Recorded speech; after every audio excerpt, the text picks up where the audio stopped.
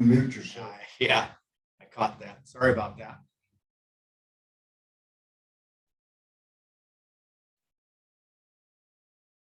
Danielle, I made you co-host again, so if you need to spotlight something or do Thank you, John.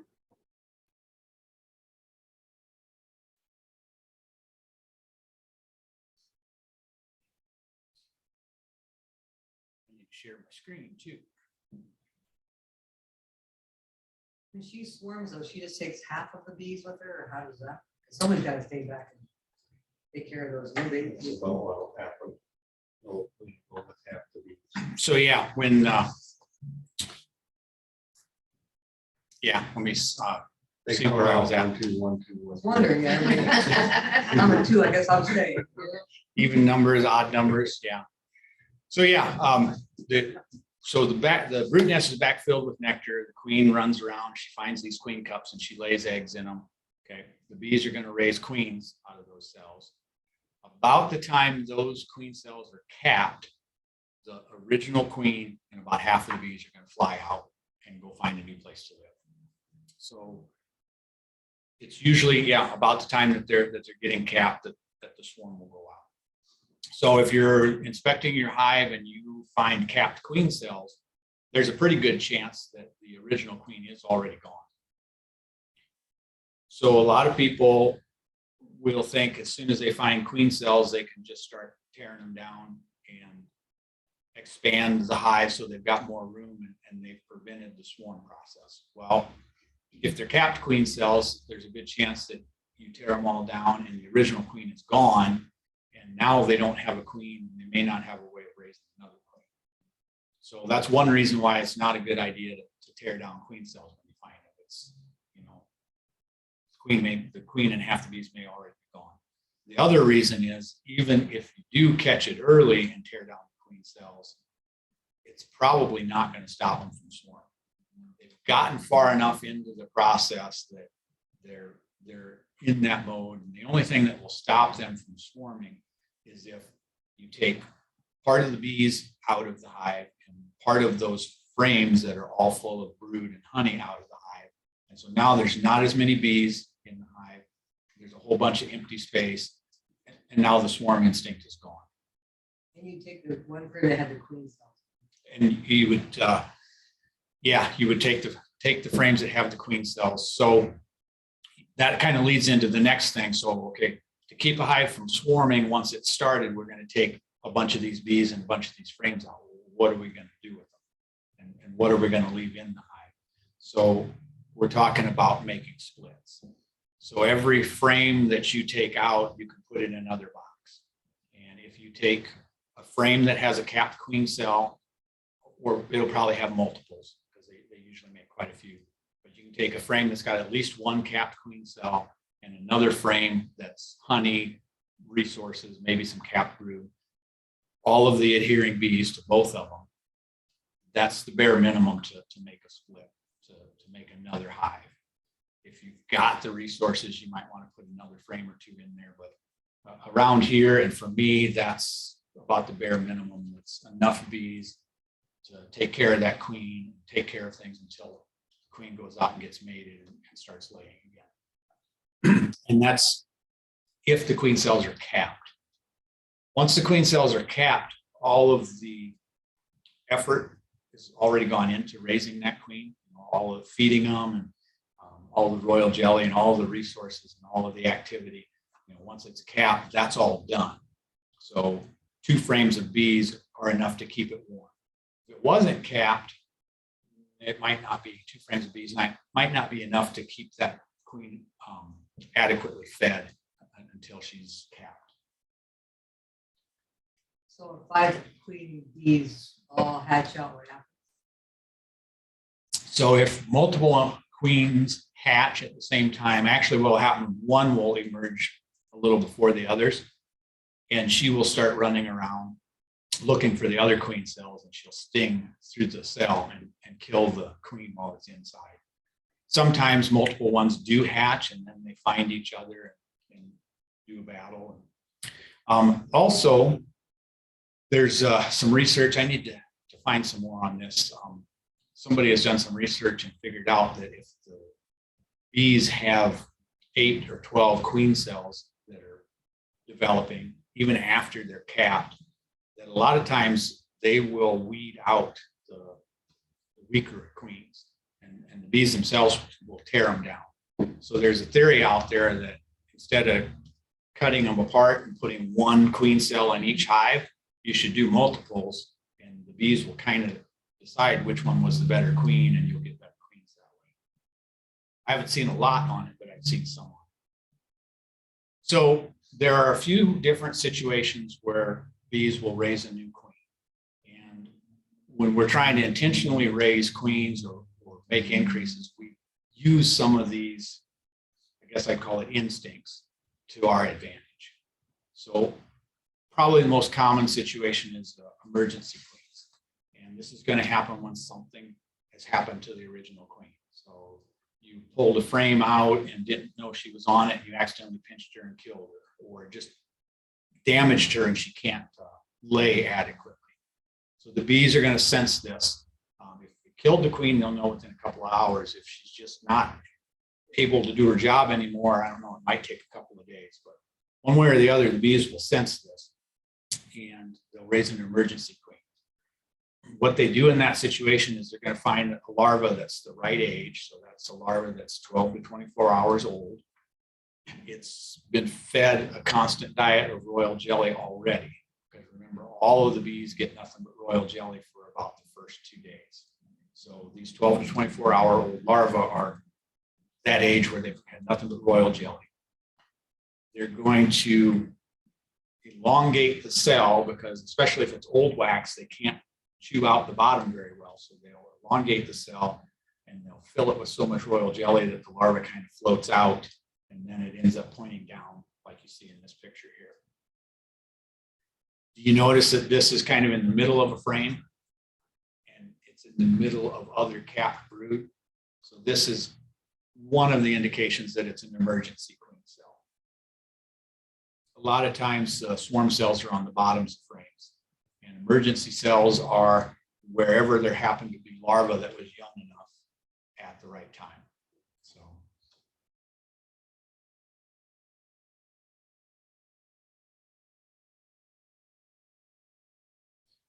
So the other situation where you'll find queen cells or where the bees decide to raise a new queen is supersedure. And that's basically the bees have detected or decided there's something wrong with the queen. She's older, she's not laying as much. As they get older, they don't produce as much pheromone. So that doesn't spread through the hive like normal. And the bees can sense, it's like they almost think, I'm not really sure if we've got a queen. I smelled her 3 days ago. So they will, in that situation, go around and look again for a larva that's the right age, right situation, and they'll raise queens out of that. This is kind of an interesting study I came across a while back. Jamie Ellis did. So they tracked 180 hives where the beekeepers did not replace the queens, and they found that most of the queens were superseded or failed within 6 months. And that none of the queens were still in the hive at the end of the 2-year study. So I think unless you've got your queen marked all the time, I think a lot of times the bees replace them without us knowing.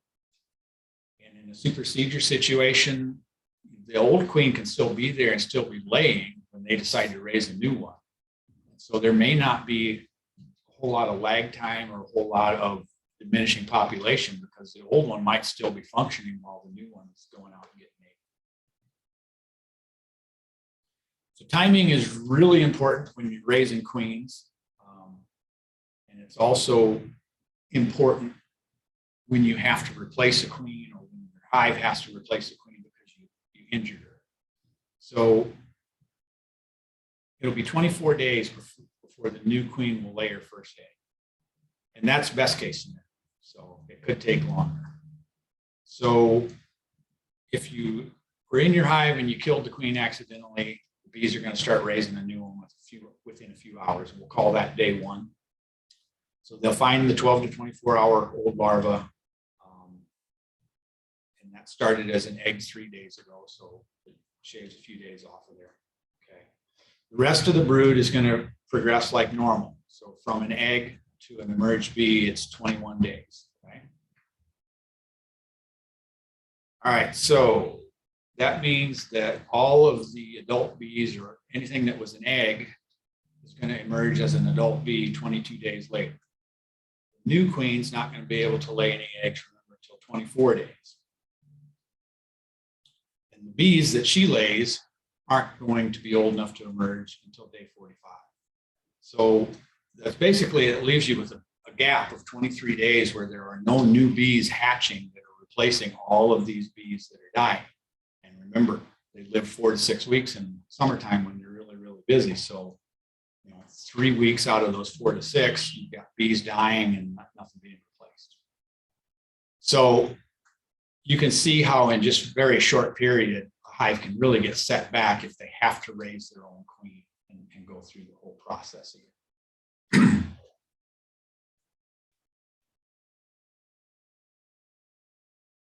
So the other situation or scenario where they're going to raise a queen is when they're going to swarm.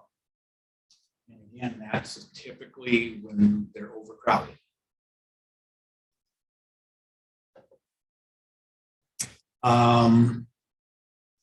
Pretty much talked about all of the chain of events. And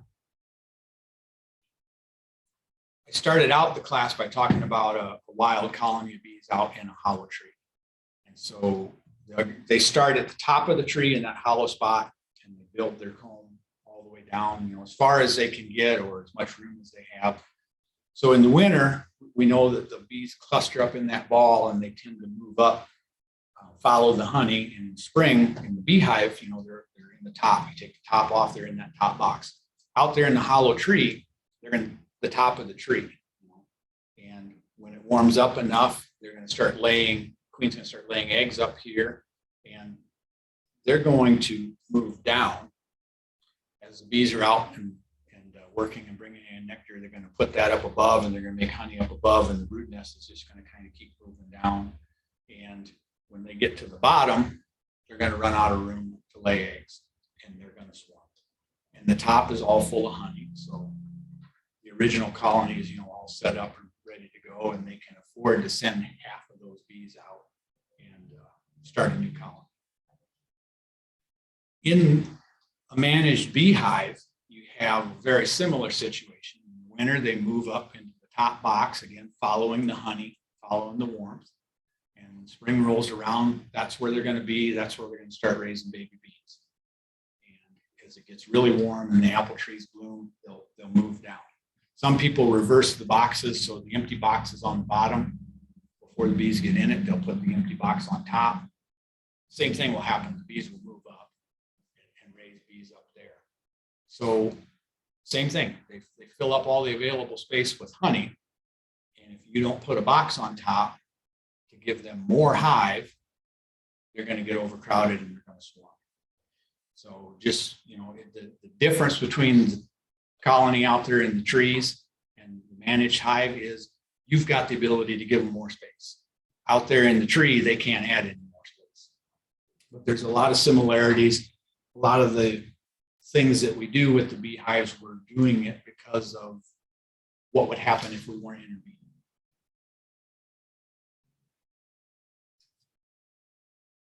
So if your super fills up, you're talking about put another one on top, or can you just pull frames of honey out of it and put empty frames in, or better just put a whole new super on? Okay, so the question is, if the super fills up with honey, do you just put another box on top? Can you pull frames out and put empty frames in? So all of those are valid answers. It depends on maybe the time of year. If it's early in the honey flow, then there's plenty of time for them to fill up another box. You just as well put a whole nother box on. If you can, I think it works better to put the new box, try and think how do I explain this. So if you got the 2 deep boxes on the bottom, and then you've got 1 honey super on top, and that 1 honey super fills up, okay? Take that off, put a new box on top of the 2 brood nest boxes, and then put the honey super back on top. So now you've got full frames of brood and bees down below and full frames of honey and bees above and the empty ones in the middle, and they'll fill that out faster and bring the honey in quicker. Sometimes if you put a new box on top, they ignore it for a while. Something else you can do is you can pull a couple of frames of honey up into the new box and put a couple of the empty new frames down into the one that was full. So that does two things. It gives them space in the box that was full where they're already working. And the 2 frames of honey that you pulled up attracts the bees up there and gets them to start working on the other frames alongside of it. So if you have a honey super that's full and you want to pull frames out, because they're full, yeah, what are you gonna do with them? You can go ahead and take honey out of them. Or You just wanna wait and do that can't, all? you got a way to take the honey out. So by So, then, well, then you could, you know, and then put them back. But for the most part, most people just keep stacking boxes on and then Do their honey, they do it all at harvest once. all at once. Instead of That's having a all mess one to clean time. up. Mess to clean up every other week or something. You Because they add can fill that whole box up in a week or 10 days, they can have that super full. you said make a mess, give me a dirty one. I decided, I had all that, the honey from that, where we tore that hive out of that house. I made some beeswax this weekend while she was out of town. I didn't quite get all the mess cleaned up. Didn't use the good pans or anything. did you? I told her she needed a new one for chicken soup. John, there you go. and you have the delay of undrawn comb in most of these cases. Yeah, that's the other thing. You know, in your situation, most of your situations, you're adding frames with just foundation, and so the bees have to draw that out. And they can be reluctant to draw out foundation, especially the plastic stuff. So yeah, if you put an empty box of undrawn foundation on top of a box that was full of honey, they may ignore it and go ahead and swarm. I have seen other beekeepers have swarms with an empty box on top. And if the bees don't start working it, they don't see it as valuable real estate or available real estate, and they will swarm. And it could be also if you put it on too late, you know, they're already in the swarm process and it doesn't stop them. And you absolutely could pull a couple of frames out and put empty ones in, but like Dean says, then you got to do something with those frames. If you've got a way of harvesting them, great. Stick them in your deep freezer and harvest them later. Some people do it that way. They maybe got a hand crank extractor that takes 3 frames. So yeah, I'll pull 3 frames out and go extract some honey if you want to. The thing is, if you got 2 boxes and when they get full and you don't have another one, you know, maybe you have to have an extra couple honey supers to put on if you got a real strong hive and they're putting a lot of honey. You don't want to end up this one super and then it's full, and then what do we do? You're gonna have to have someplace for them to keep going. Your honey is better off in the hive with the bees than it is in your back porch where it's 100 degrees or whatever. It's better off letting the bees tend it while it's stored. So did I hear you say, John, that if you had a super, instead of putting it on top or changing your owners, if you put it on top and pulled, let's say 3 or 4 out and exchanged them, so you had empty ones down here and some full ones up above, so that they're off balance and they. Yeah. So you could, you know, a 10 frame box, you could put 4 or 5 frames of honey in the new one, and then 4 or 5 empty frames in the one that's already full. You can do it that way, kind of checkerboard it. With undrawn foundation, if you've got 2 frames, okay, 2 frames of honey, but they're not capped yet, but the bees are working on them, they're really full, and you pull those apart and you put a frame of undrawn foundation in between them. Since they're not, these 2 outer ones are not capped, the bees might just continue to draw those out further and further into the space that you just made and ignore the frame you put in between. If And then they're when you capped, try to pull those out, then you're tearing cells apart in the honey's running. Yeah. it's very hard to pull them out of a hive then when they're twice Make as sure it's wide. capped honey in the corner. Yeah, if you put an undrawn frame in between a frame that's capped, they won't do that. But yeah, and you can do any combination. I usually go the easy route. I will The box that's on top that's full, I'll pull 2 frames out of it, put it in my new box, put the 2 empties in the box that was full, and I'll either put the new one on top or I'll put the new one under the one that's full. And the 2 you're pulling out, do you have any rhyme or reason of which 2 you pull out? Or you're looking at 2 who's doing cap timing? Not really. If they're not capped and you pull them up into an empty box, that'll drive the bees up there even quicker because they're still working that nectar. It's not processed to the point where it's honey. It's not capped. So yeah, I think pulling up uncapped ones might be a bit of an advantage. Yeah. How did you decide which ones to pull out early last year? I know nothing and I can prove it. You pulled out early. Yes, I did. But that was because we had. Marion and I did that, and it Yeah, was because I they wasn't were there. out of room. and So ran we- out of room. They had capped honey frames like right alongside the brood nest. So we pulled them out and put blank frames in the middle of the brood nest because they were really. You won't have some of these problems this time because you've got all the drawn out frames. Right. And having those available, we will load those up first. And I think it's always a good advantage to have drawn out frames even next to foundation frames because they just seem to go to those. So we Build have, those out we faster. still have 3 drawn out frames from the hives from last year when we had to pull those. So we're gonna put those in our nuke box and put that up in the tree in case any of them swarm again, at least they'll go, because if some already drawn out, maybe they'll go to that instead of somewhere else. Yeah, there's a possibility. I always have we call them swarm traps or bait hives. I always have at least one somewhere near my beehives in case I lose a swarm or another swarm. It's real hit and miss. You know, if a swarm goes out of the hive, they'll collect on a tree branch somewhere and they start looking for a place to move into, and they may find something that's 3 miles away that they like better than the box you provided. There's just no control in it. You guys are likely to have a swarm this year, particularly in the spring. You've got a lot of population in 2 boxes, and you've got a lot of new bees coming on. So you're gonna have to watch it pretty carefully. I didn't watch it when I was last year, and the neighbors spotted the swarm because there's a walking path right there. So we were talking about getting another hive, so should we just maybe get another I hive won't ready? prevent the swarming. No, but I thought maybe they might swarm in the hive. No, they won't do. They might. Only Dean can tell you what swarming bees will do. They're looking for the closest dumpster, let's put it that way. Well, I mean, we might catch somebody else's swarm, one of yours maybe. Yeah, you might catch some of mine. They're not likely to go very far in that swarm. Remember, you've got a queen that was laying, heading out that swarm. Not really heading it up, but they've taken her. And she hasn't flown for a year. Right. And so she's not likely to fly very far. And I was astounded that my swarm was less than 100 feet away and it was on the ground on the trunk of a cedar tree. I don't know. There was no other taller trees around, but they could have just well been 5 feet up in a cedar tree as well.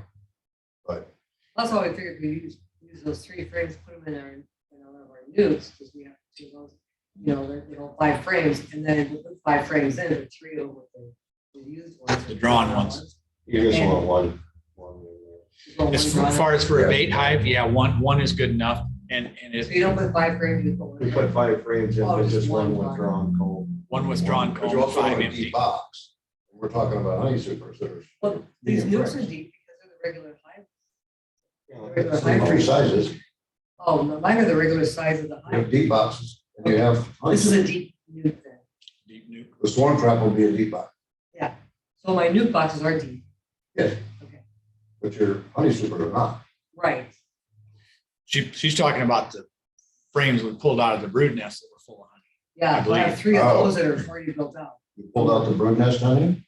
You bet. Well, that's why they swarm. They were gonna swarm if we There was didn't. no, they filled everything full of honey, there was nothing.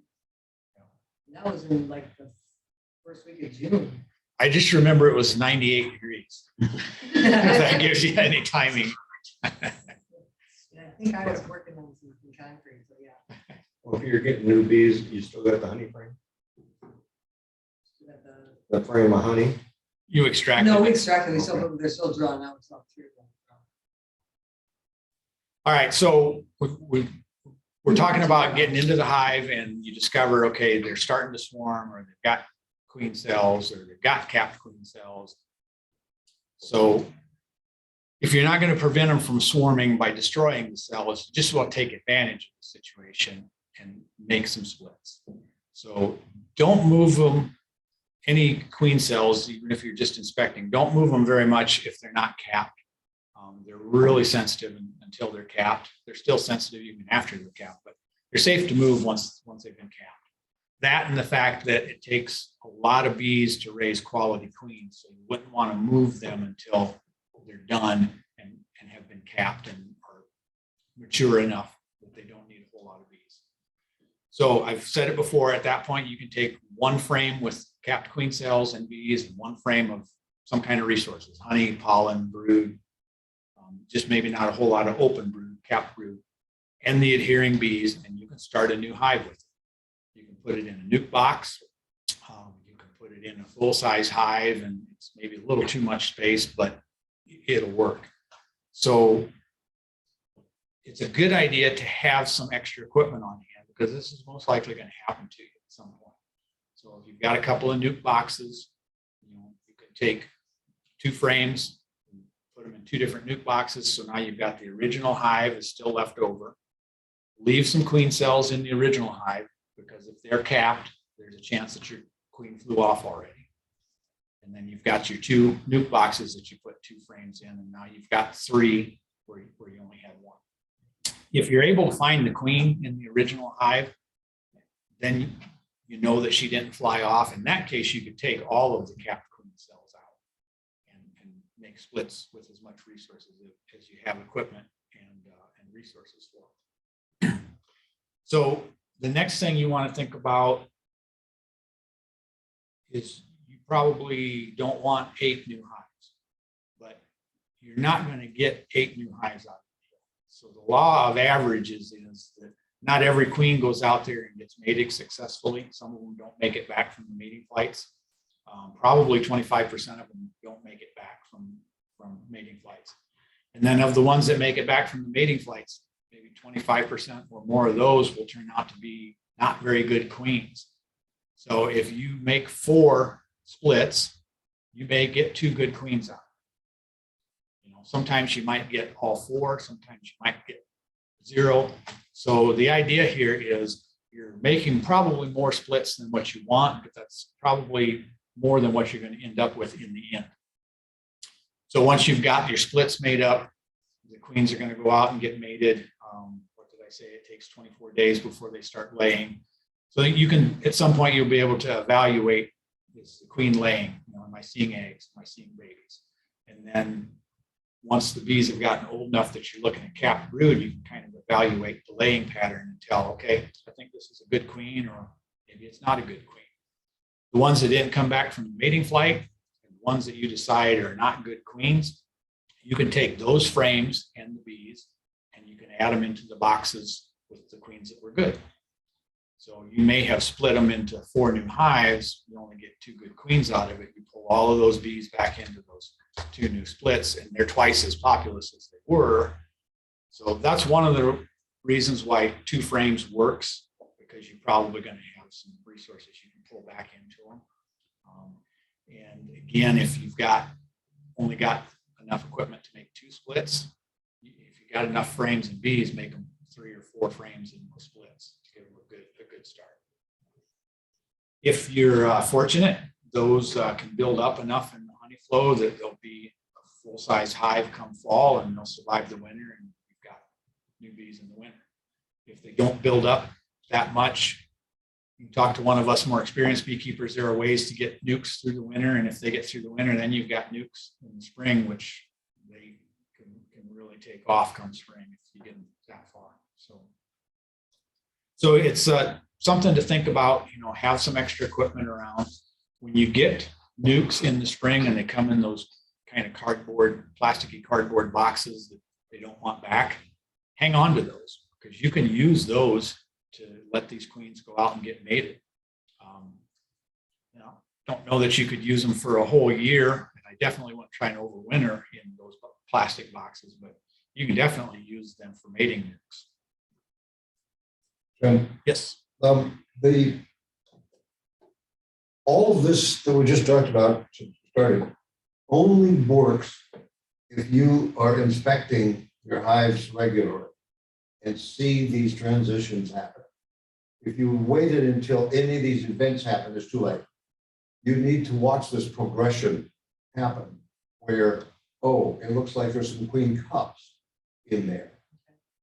Then watching them develop. And see what the development process is happening. And if they may just make the cups and not cap them. So it's only by you inspecting regularly that you can tell these things happen. And watch the transition from and note the mood of the bees and things when you're in there. If you come up to your hive and they're all a twitter and there's with no apparent reason, likely the queen is not there. I mean, that's just, but you don't know those things unless you inspect. Yeah. I'm gonna get better this year. That's why I'm taking this class. Definitely regular inspections help. And, you know, we talked about when you're inspecting, you know, if you get in there and you see capped brood and you see open larvae, you don't see anything that's wrong, that's as far as you need to go. You know that things are normal. If you get in there and you see that the brood nest is starting to fill up with nectar, then you know this is the beginning of swarming. I need to do something now. If you get in there and things aren't looking quite right, maybe there's not as much capped brood as you think there should be, and you go looking and you can't find any eggs, you can't find any baby bees, you know, something's happened to the queen and I need to do something. But yeah, you have to be getting in there on a regular basis in order to be able to notice that something's not right or something is abnormal. I would say practice early on looking for those eggs. Develop a method so that you can see eggs when they're present. If you get into the hive, regardless of its condition, and you have eggs, you're fine. You're good. They can always make a queen, even if the queen's not visible, not viable. So get in the habit of trying to spot those eggs. You may not be able to do it the first 5 times you look at it, but after that, pay close attention and try to spot those eggs, because that's the most important thing. If they swarm, they've got to have an egg, or had to have one 3 days ago. They're not going to have a queen. So yeah, if depending on the situation, if something happens to the queen and there are not larvae in the hive that are 12 to 24 hours old, if the bees will even do it, if they start to raise a queen from a larva that's older, she's not going to be as good a queen. And at a certain point, the larva would be old enough that the bees just won't even try raising a queen. So they do have to have larvae that's in a pretty small window for them to raise a good quality queen. So we're going to watch this video from ISU on making splits and combining. I think it's a pretty decent video. So in this video, you'll learn about splitting and combining honeybee hives.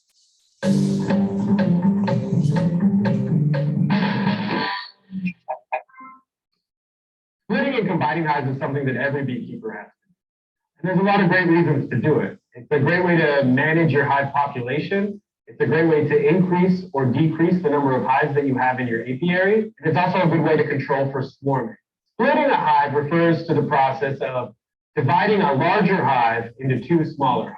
Combining a hive refers to the process of taking 2 smaller hives and combining them into a single larger hive. When is a good time to split? A beekeeper is going to want to split a hive when that population is really booming. In a walkaway split, you may come to a large colony, and in your colony, what you're going to want to do is make sure that in each of your deeps, you have sign of the queen by looking for eggs, young larvae, and capped brood. It's important to have eggs in each of the deeps so that the colony can successfully requeen itself. Take your top half of the colony and introduce it to a new bottom board. And then you can keep your lid on this colony, and then in your home colony, you're going to want to place a new lid on there. And the assumption is, since we've checked for eggs and young larvae in each of these colonies, one of them is going to have the queen in it, and that colony will continue as normal. And then the other one, you're assuming, is going to requeen itself with the eggs present in that colony. It's important to make sure when you do your walk-away split that you take one of your colonies and you move it to the other side of your apiary so that the bees from that colony don't drift back into the home colony. Then you can just walk away. One of the disadvantages of a walkaway split is that it can take some time for the hive to requeen it. Usually a queen will start laying eggs at about 3 to 4 weeks after the split happens. Another method is an easy split with a queen excluder. Utilizing this method, you actually place a new queen in a cage inside the hive at the time of the split. And that way you can get that population booming fast. To do an easy split with a queen excluder, I'll go up to my apiary and I'll bring a hive body that's full of empty frames. Drawn comb, it doesn't have much in it, maybe a little bit of nectar, but mostly empty. This is going to be the receiver hive. I'm going to go to the colony that I've decided to split, and I'm going to look through the frames to look for brood, not just capped brood, but also open brood with eggs and larvae in it. I want to remove 2 or 3 good brood frames out of this hive. And I want to be sure that I'm not taking all of the brood frames out, because I want this population to still thrive.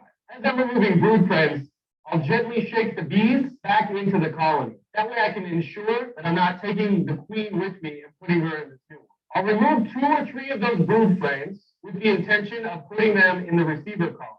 Then I will take 3 of the empty frames and place them inside the mother colony. Now the colony that I've chosen to split is already strong, so I know that the queen will immediately start laying eggs in some of those empty cells. Now I have my receiver colony that has some brood frames, and I'm sure that the queen's not in here because I shook the bees off inside the first colony. I'm going to place the queen excluder on top, and I'm going to place my new receiver colony on top of that. I'm going to close up the hive, and then I'll return in a few hours or the next day.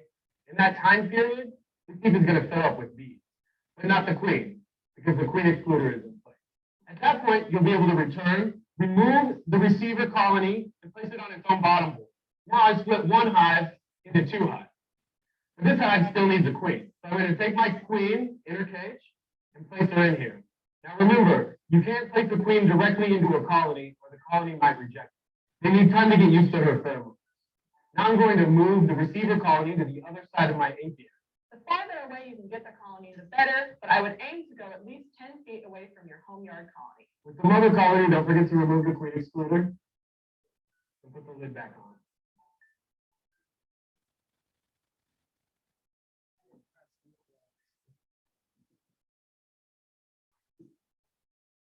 And a few days later, I'm going to come back and check on the progress of the queen and make sure that the hive's accepted. Keep an eye on both the hives over the next few weeks and make sure that they're healthy and growing. That's how you do an easy split with a queen excluder. You're going to want to combine your colony if you have a colony that's very weak or a little bit unhealthy. If your colony is performing poorly, not collecting a lot of pollen, is also not collecting a lot of honey, or the queen's not performing well, this may be a good time for you to combine that colony with another weak colony in your apiary. If you have a colony that has a queen present in it, you're going to want to take that queen out. If your colony is queenless, you can move on to the next step. Here we have a queenless colony that we want to combine with our stronger colony. We can go ahead and crack the top of our stronger colony. We can provide them with a quick puff of smoke just to calm them down. Get them off the edges of the colony. And then I'm going to take our newspaper and lay this over the top of the colony. Gently. And then I'm going to come in with the second colony. The weaker colony going on top.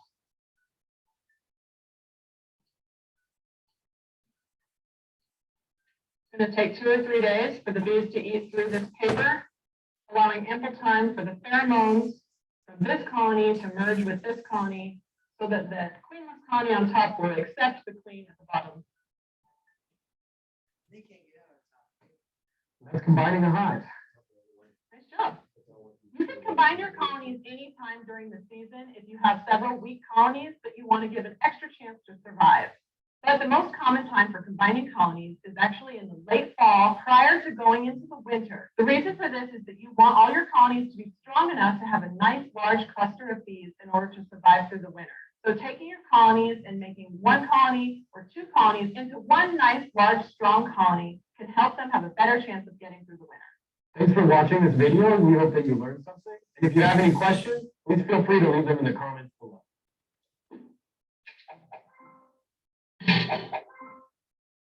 Lydia? Okay. So one of the things you could do if you get into your hive and they're starting to backfill the brood nest with nectar, if there are no queen cells yet, you could start doing some of these procedures.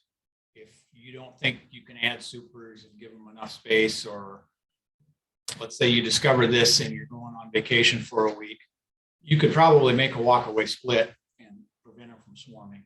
There's enough bees, you know, if you're already worried about them swarming, there's enough bees in there that you could do a walk-away split and it's most likely going to be successful. Disadvantage of a walk-away split is half of the bees are going to have to raise a new one, and it's going to be 3 to 4 weeks before she's laying. You're going to have a big population drop there. The other disadvantage of a walk-away split is they're going to raise 6 to 18 queens, but only one of them is going to end up being the head of that. So a lot of resources and effort that go into raising a lot of queens for just one result. But it's easy and it's fast. You don't even have to find the queen. If you're not confident that you can find the queen, you just make sure that both halves have the resources that they need to raise a new one and walk away and come So back. that queen that they put in there, the other one they split. Now that queen's not mated, or she is? Or- She is made. Yeah. Oh, Yeah. One So that they bought from someplace. okay. So the advantage there is someone else took the time and the effort to get that queen mated and verify that she's a good quality queen. You know, looked at the laying pattern and decided, yep, this is a good one. And then they sell it to you. And when you get it, as soon as she's released out of that cage, she can start laying, and there's going to be bees in 3 weeks. No doubt that queen was in a nuke hive somewhere. So then along with probably 50 other ones.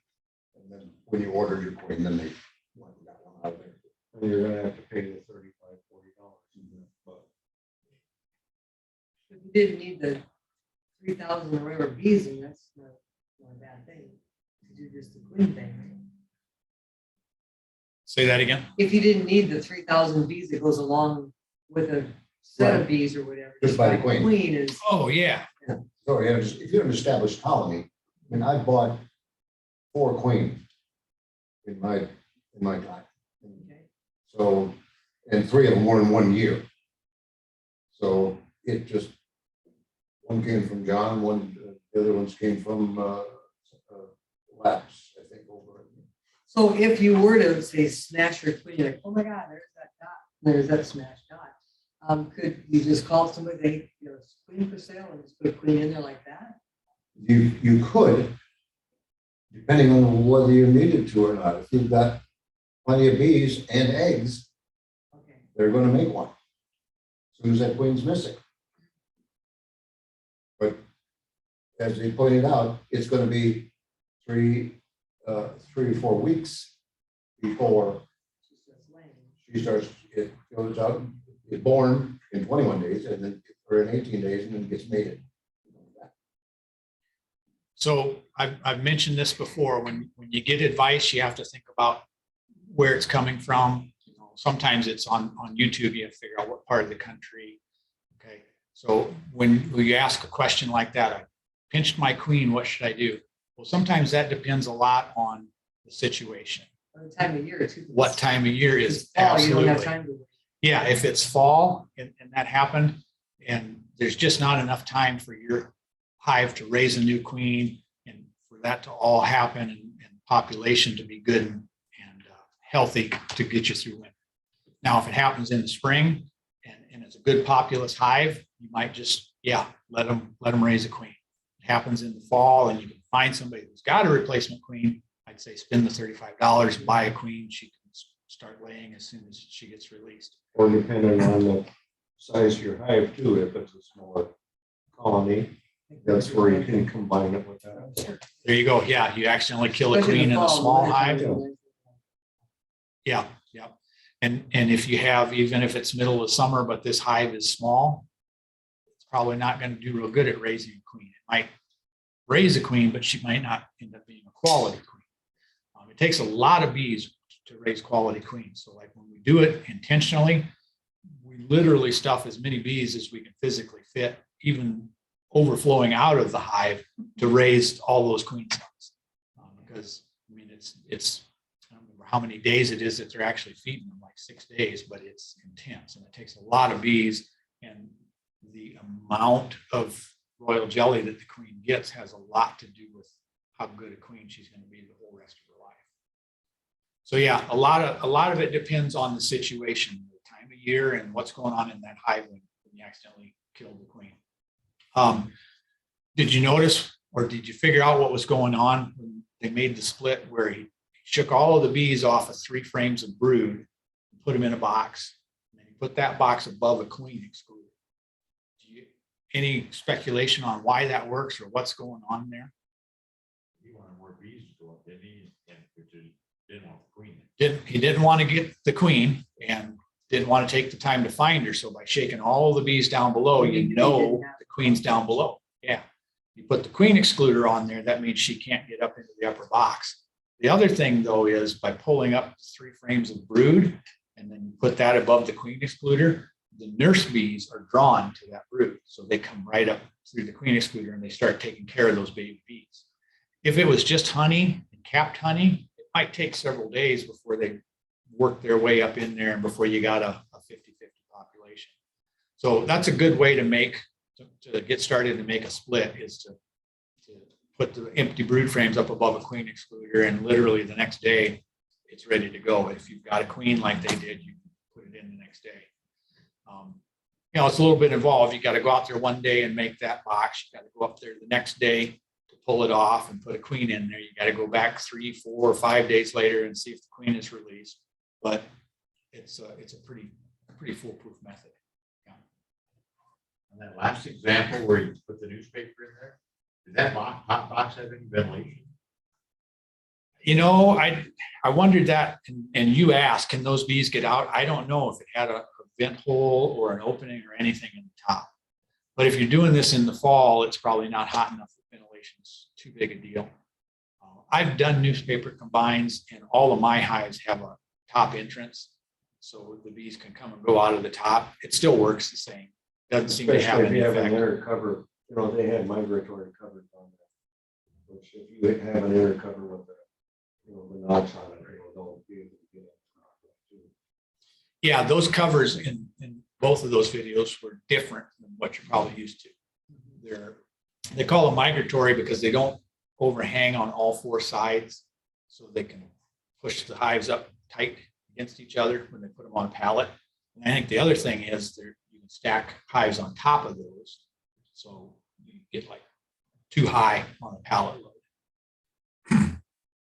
So this is one of my videos. This is maybe a little bit slower, but this will show you how to check for Varroa mites. So I did this during the pandemic when rubbing alcohol was next to impossible to get, so I'm using windshield washer fluid. I don't like it. It doesn't kill the bees near as quickly as rubbing alcohol does. It works, but the bees suffered, I think. So use rubbing alcohol, don't use windshield washer fluid, but everything else is pretty good in this video. I do say in the middle of it, you're supposed to be doing it on capped brood frames, and that's not right. It's actually supposed to be brood frames that they're just about to cap. So the tendency of the Varroa mite is to go into cells right before they get capped, because they reproduce in those capped cells. So the Varroa mite's right along on the bees that are feeding larvae. And when that bee sticks its head into a cell and it's got a really old larva that's about to be capped, the Varroa mite jumps off and stays in there. So if you can look for frames that have really old larvae that's just about to be capped, chances are the bees are going to have more Varroa mites because they're in the right place at the right time. So I misspoke in the middle of the video, just to clarify that. Yeah, I have a few things here that you will need to use to check for mites. First thing is just a regular mason jar. It happens to be a wide mouth, and then I've taken the ring and cut a piece of 1/8" hardware cloth to fit the jar. What you're going to do is scoop up a 1/2 cup of bees. You're going to put them in the mason jar, put this lid on. The bees won't be able to get out through the hardware cloth. And then you can use rubbing alcohol, or I'm using windshield washer fluid. Pour that on the bees. This is going to unfortunately kill the bees, but you'll stir it around and it'll wash the mites off of the bees. Then what I've got is just a white styrofoam bowl. And I'll pour the alcohol into the bowl.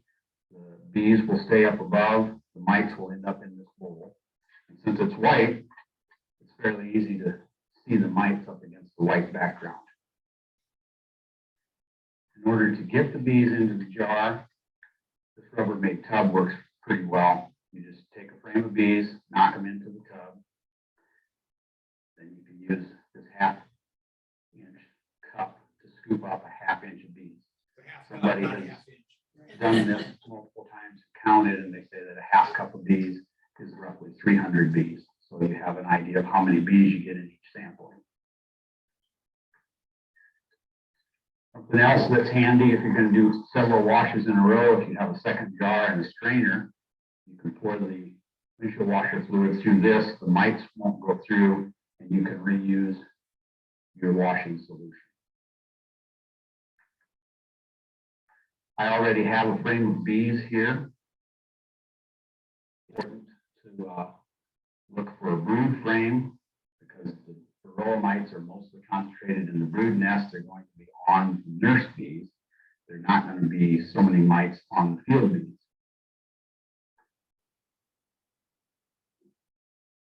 So you can see this is a pretty decent frame of capped brood on this side. If you can, it's nice to find one that's mostly emerging brood. I didn't really find one today. The other side of this frame has some eggs and open brood and some capped brood. So it's a pretty decent frame for this sampling. And there's more than enough bees on this frame to get my 1/2 cup.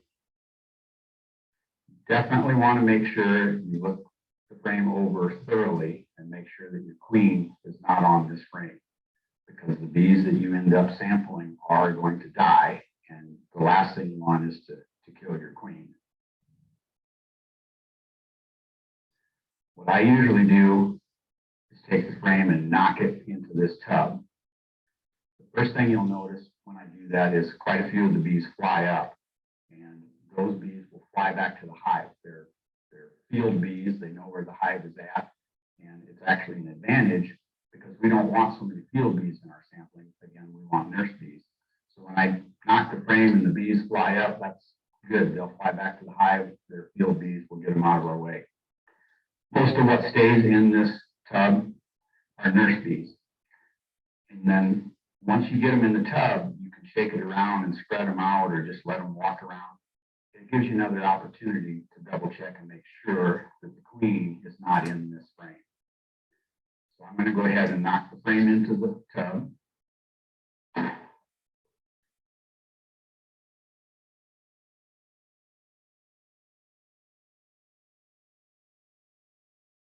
Not a lot of bees flew away, so there's a lot of nurse bees on this frame. I will put these bees back in the hive when I'm done. There's definitely more bees than what I need for my sampling. And now I'm double checking, making sure the queen's not in it.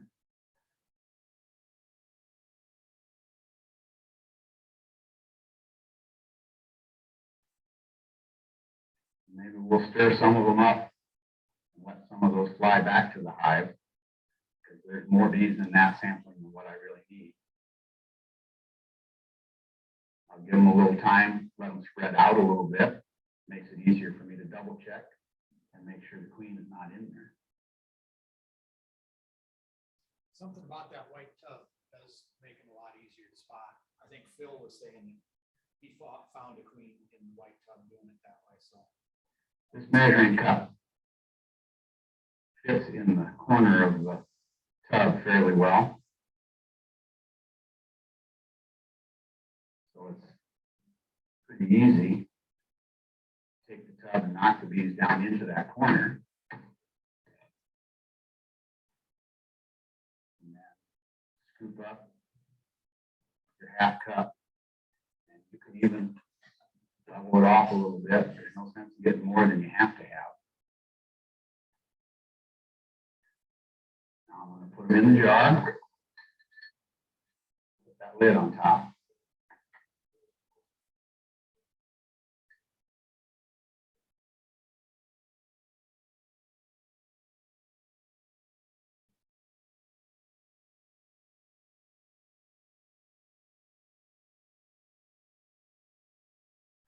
This is just regular windshield washer fluid that you would use in the wintertime, the type that won't freeze. It's not as flammable as rubbing alcohol, so it's a little safer to use. I like to knock the bees to the bottom of the jar. I'd like to kill them as quickly as possible so they don't have to suffer. And then just pour that in.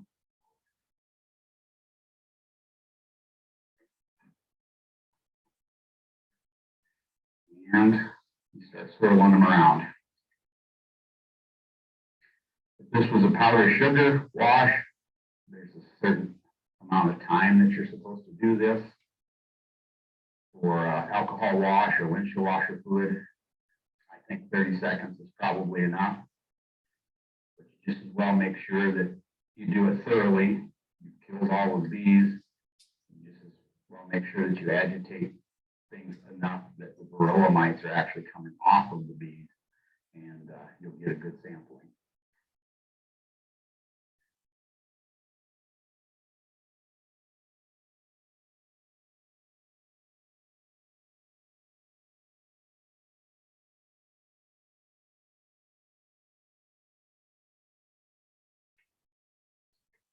And the next step is to pour the alcohol and the mites off. And again, the bees will all be held back by this hardware cloth.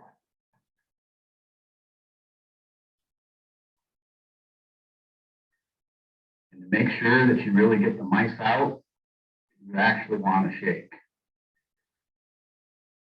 And I've heard some people say that they shake for several minutes until they finally get the last of the mites out.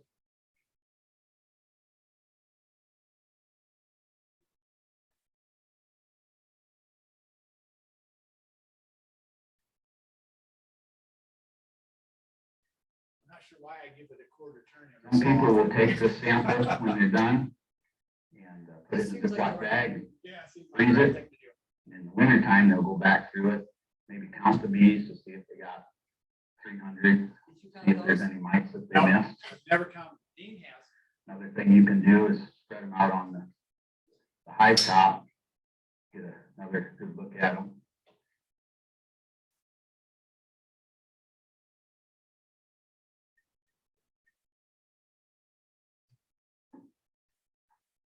So you'll see that there's some specks in this bowl. And it's probably going to be hard to see on the camera. These just happen to be some debris, pieces of wax, pieces of dirt, who knows what. There are not any Varroa mites in this sample. Once you've done this once or twice. All right, so I'll stop that there and I'll show you some pictures where I did find some Varroa mites. And it is a good idea to wear the right pair of bifocals because I think that actually might be a mite. But when I was filming it, it didn't look like a mite to me. It kind of does now. Nice. Oops. You'll If you only know. had one or two, it wouldn't be a big deal anyway. No, and we'll talk a little bit about numbers. But I just wanted to get right to some pictures where you can see some mites.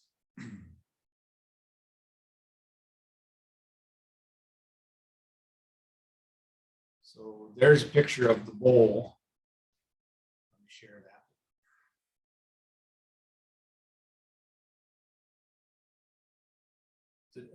different mite wash or a different wash. That's a mite there. That's a mite there. And there are two there.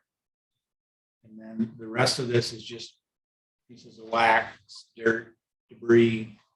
You know, you start to see the shape, the kind of a lima bean shape, only really, really tiny. Yeah.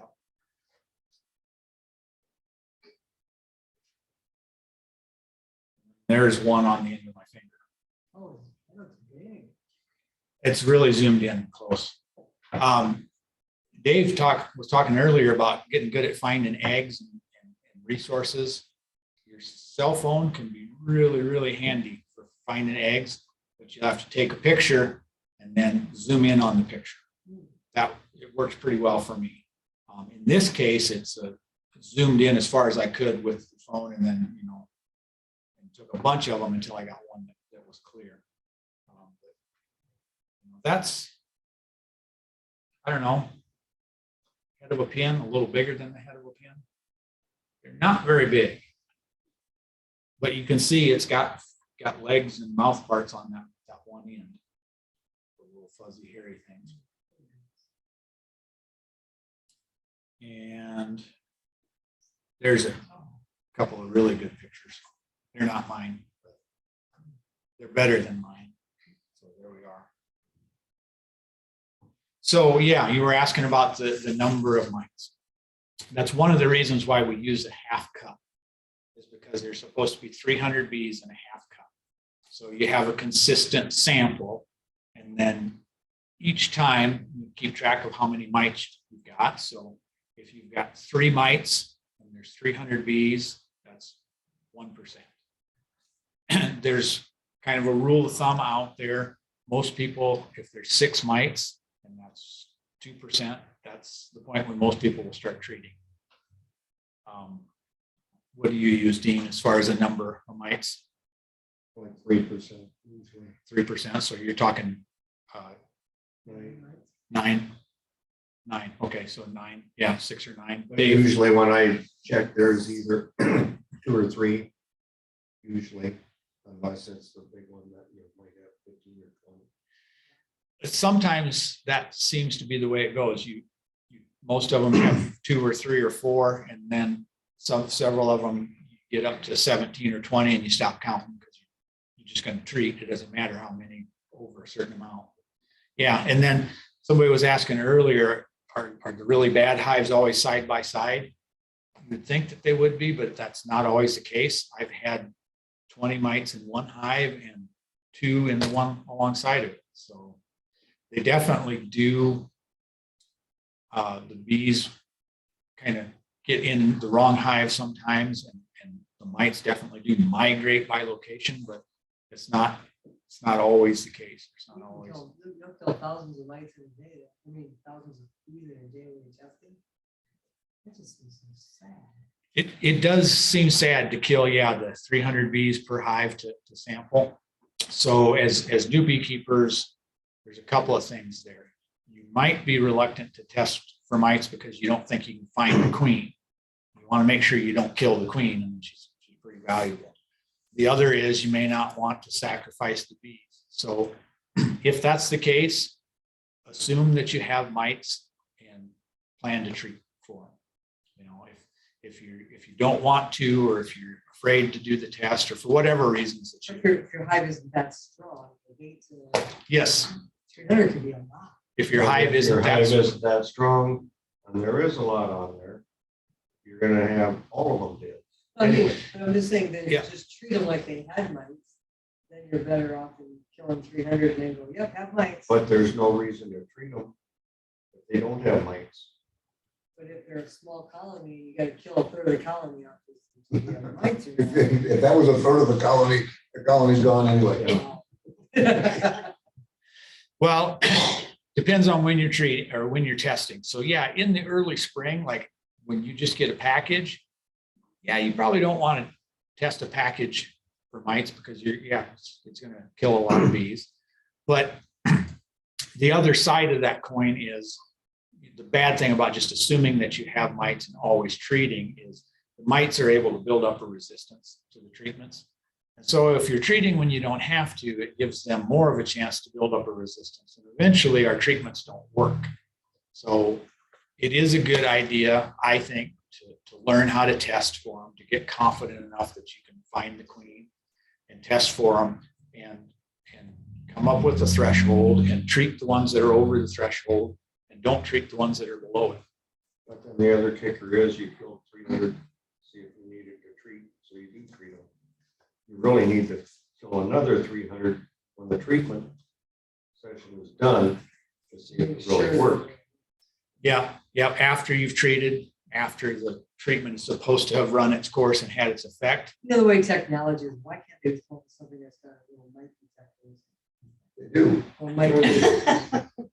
Yeah, it's called. There's a service that you can shoot photos of your frames and you upload them and they will detect mites on the bees. And it's pretty good. Really? Oh, yeah. Because the mites that are attached to the bees are on the underside. So I don't- Sometimes they are, but you upload, you do 3 frames per frame, 3 photos per frame. 3 photos per frame. Okay. And then they stitch them and they analyze them and they report right back and tell you how many, and they send the picture back with the circles on where the mites are. And then there's some That's new interesting. expert beekeepers too, new beekeepers that are experts that don't see any mite. You know, I looked at my bees, I don't see any mites. So they must not. They should make a mite bank. So how often do you check for them? You know, you start in the spring and Good question. Yeah, so it used to be in the fall was, once in the fall was good enough. But I don't know if the mites have gotten worse or if we just need to be doing something to keep busy, but most of the commercial guys are checking like once a month now. And I know quite a few people in the club are checking at least in the spring and another time in the summer and another time in the fall. So the other thing to keep in mind is a lot of the treatments, in fact, most of the mite treatments you cannot use when the honey supers are on. So if you're going to go out there and test when the honey supers are on, then you probably already need to have made the commitment. If I find hives that need to be treated, I'm going to take the honey off of them and treat them. Otherwise, don't treat with something that's not approved when the honey supers are on, because if it gets into the honey and you feed it to people.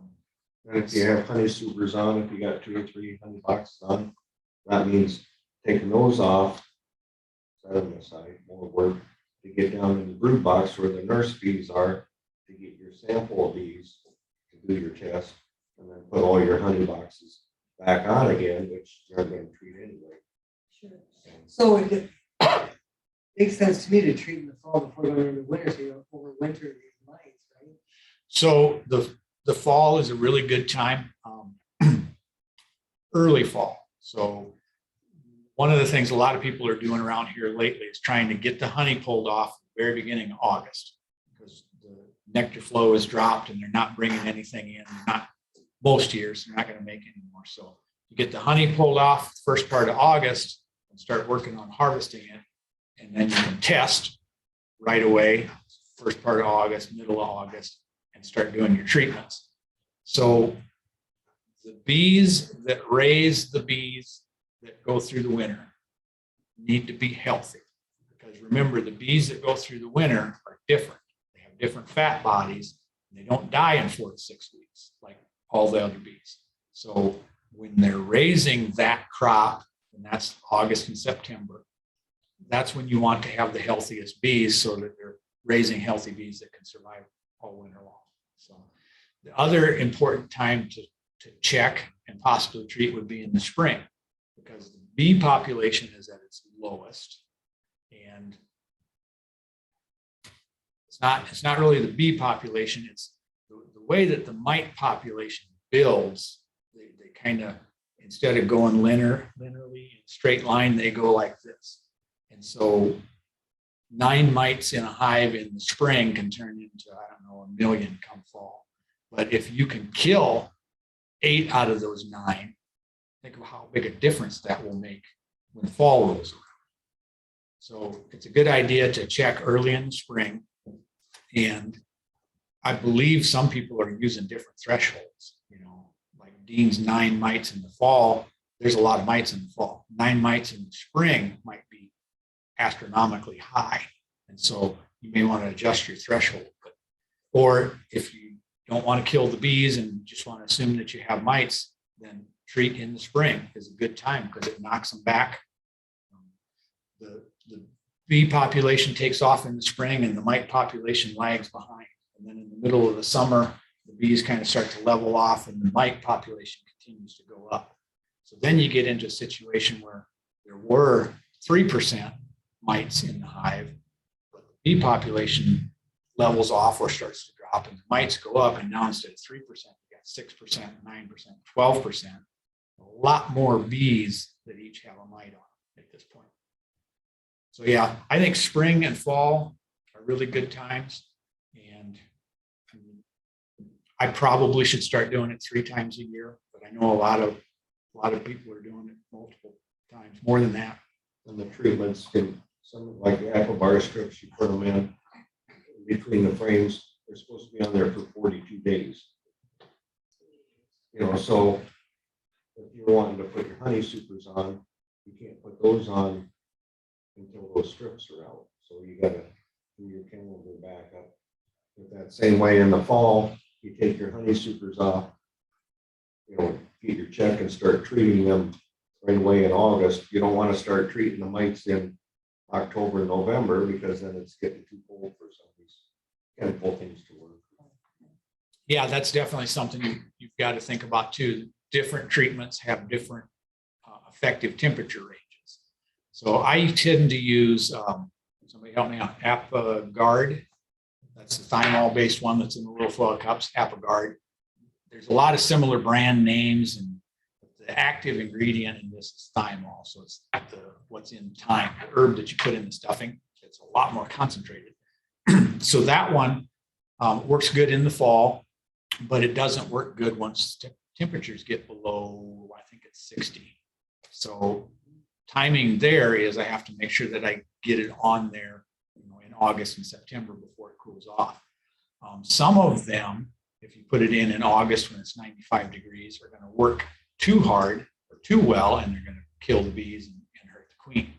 So temperature is important on a lot of them. The one that I use, you put 1 tub in, and 14 days later, you put a 2nd tub in.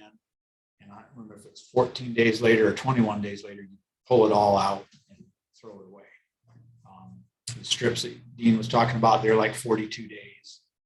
So yeah, you can put them in, but you can't put the honey supers on until they're out. So you need You have to have at least 50-degree days. So you don't want to put them in too early because then they aren't effective. And then And some of them, you don't want it, it gets to be 85, then it's too hot. You don't want the stuff in there. And then the kind of the opposite of that is oxalic acid. There's a couple different ways of using it, but it's not effective on capped brood. It can't penetrate the wax cappings, and that's where the mites are reproducing. That's where a lot of the mites are, is in the capped brood. So you can vaporize oxalic acid, or you can mix it in sugar syrup and you can dribble it in between the frames. But either way, it's not going to penetrate the brood cappings. So Wouldn't you do that like every week for 4 weeks? So you automatically, you've got to get. Well, you can some of them you can do every week for 4 weeks, but there's always capped brood in that scenario. So there's always some mites that are surviving. Okay, but and it's the time consideration of going and doing that for 2-3 weeks, every 4 days or something, whatever you're saying. But Dean and I think Dave and a lot of people are using the vaporizer, and you can do that in the wintertime or in the fall or in the spring when it's cold enough that they don't have any brood or very little brood. So if they don't have any brood, then all of the mites in the hive are exposed and on the bees, and it's a lot more effective that way. So it's the I've done same mine treatment. 3 times already this last winter. Oh, really? But I don't know how effective that was because I'm not pulling frames out to get bees to do a test. So for the spring, as soon as I can get in there, I'll be checking to see what the counts are. So at this point, I wanted to talk, or have you two talk a little bit about mite treatments and how you do it or what you use. So if there's anything that you haven't already talked about, now's the time. I use this oxalic acid vaporizer. There's several ways. It's wood bleach is what it is. It's kind of a powder. You put it, heat it up, and it gases off. And then that kills the mites. It doesn't kill the bees. The first ones that I saw and heard about from one of the guys in the club, it's like a aluminum metal plate of some sort hooked onto a battery. You put like 2 grams, 8 teaspoons or something on that. You hook it to your battery, stick it in the bottom of the hive, and it heats that plate up, and the stuff vaporizes. Well, he had it in there, and the wax was on the bottom of the frames, and it caught fire. So here he's got a beehive on fire. Being fed by Call the beeswax. bees. So I didn't like that idea, so I got a little blower and I built some pipe around mine so I could heat the stuff up here and blow it in instead of sticking the hot iron in. And then I spent a whole bunch of money and bought this electric vaporizer that you put this cap of stuff in there, plug it in, 30 seconds, it vaporizes into the hive, and then you can move on to the next one. Those first ones takes 2, 3, 5 minutes to do each hive. This other one works real fast. So if it doesn't hurt the bees and stuff, why not just do it? That's what I've been doing.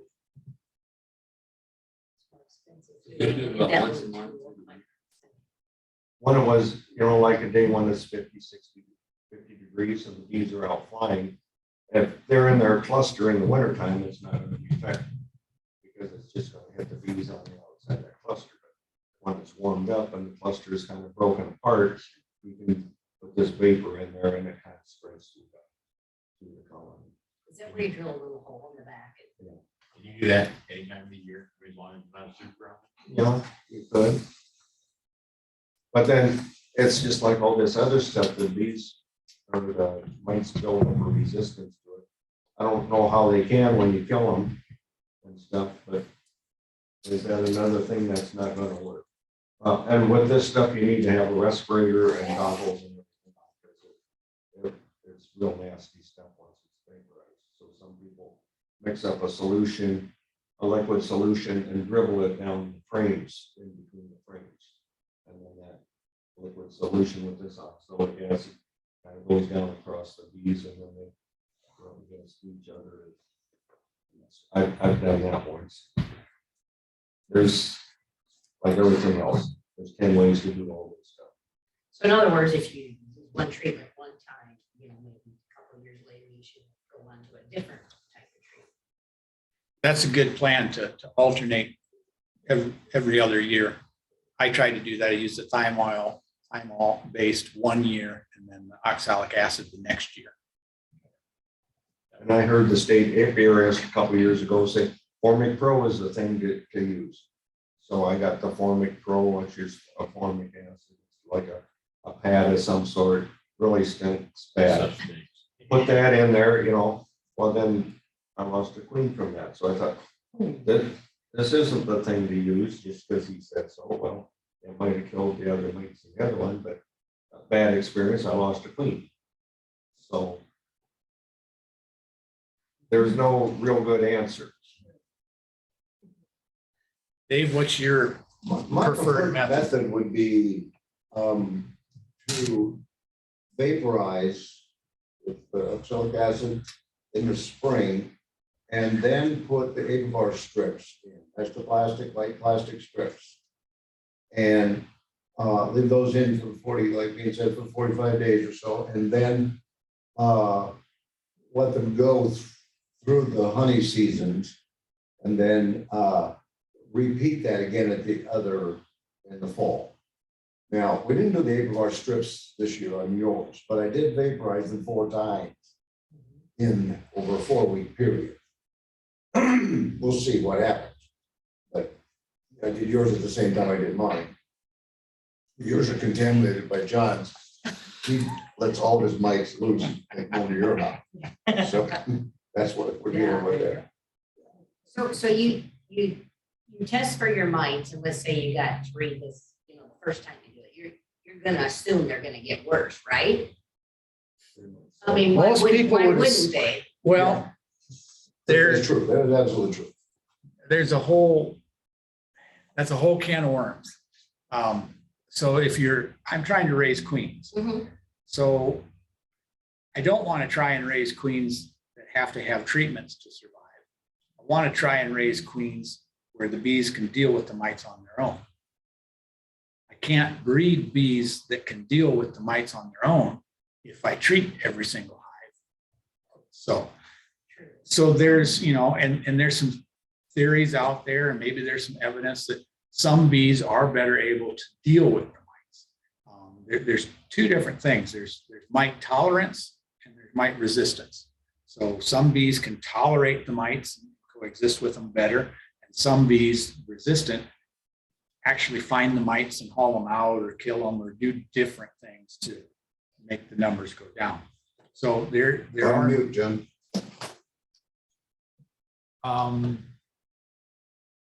Where's that coming from? I don't know.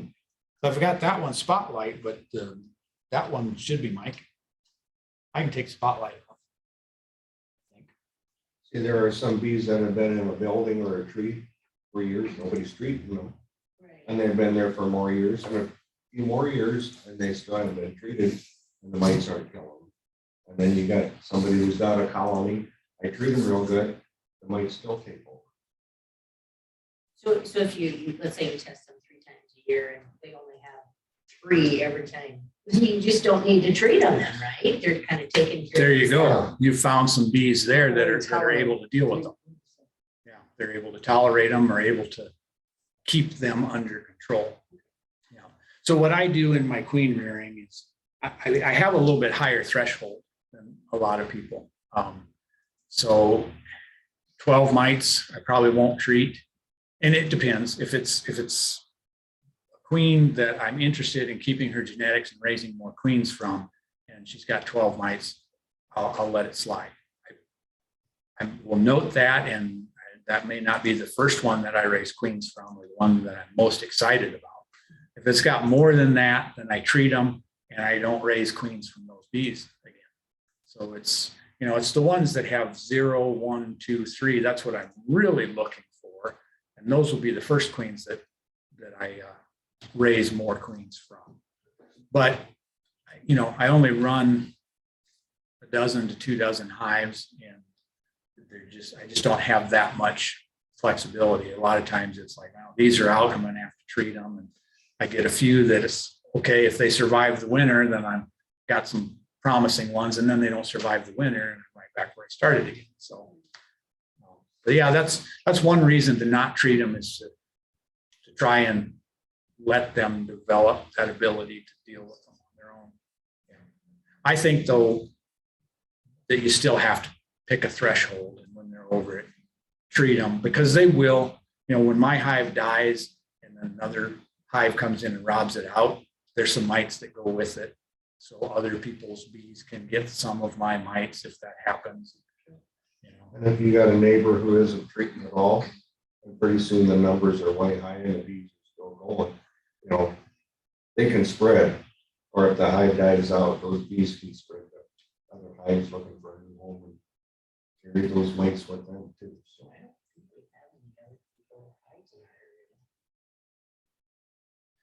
Where are you at again? I'm up between Lamar's and Akron. You have Up by trees in the Mars. the tree farm, TNS. Between Lamar's and Akron, there's a lot of beekeepers up Sioux Center, Where County, right?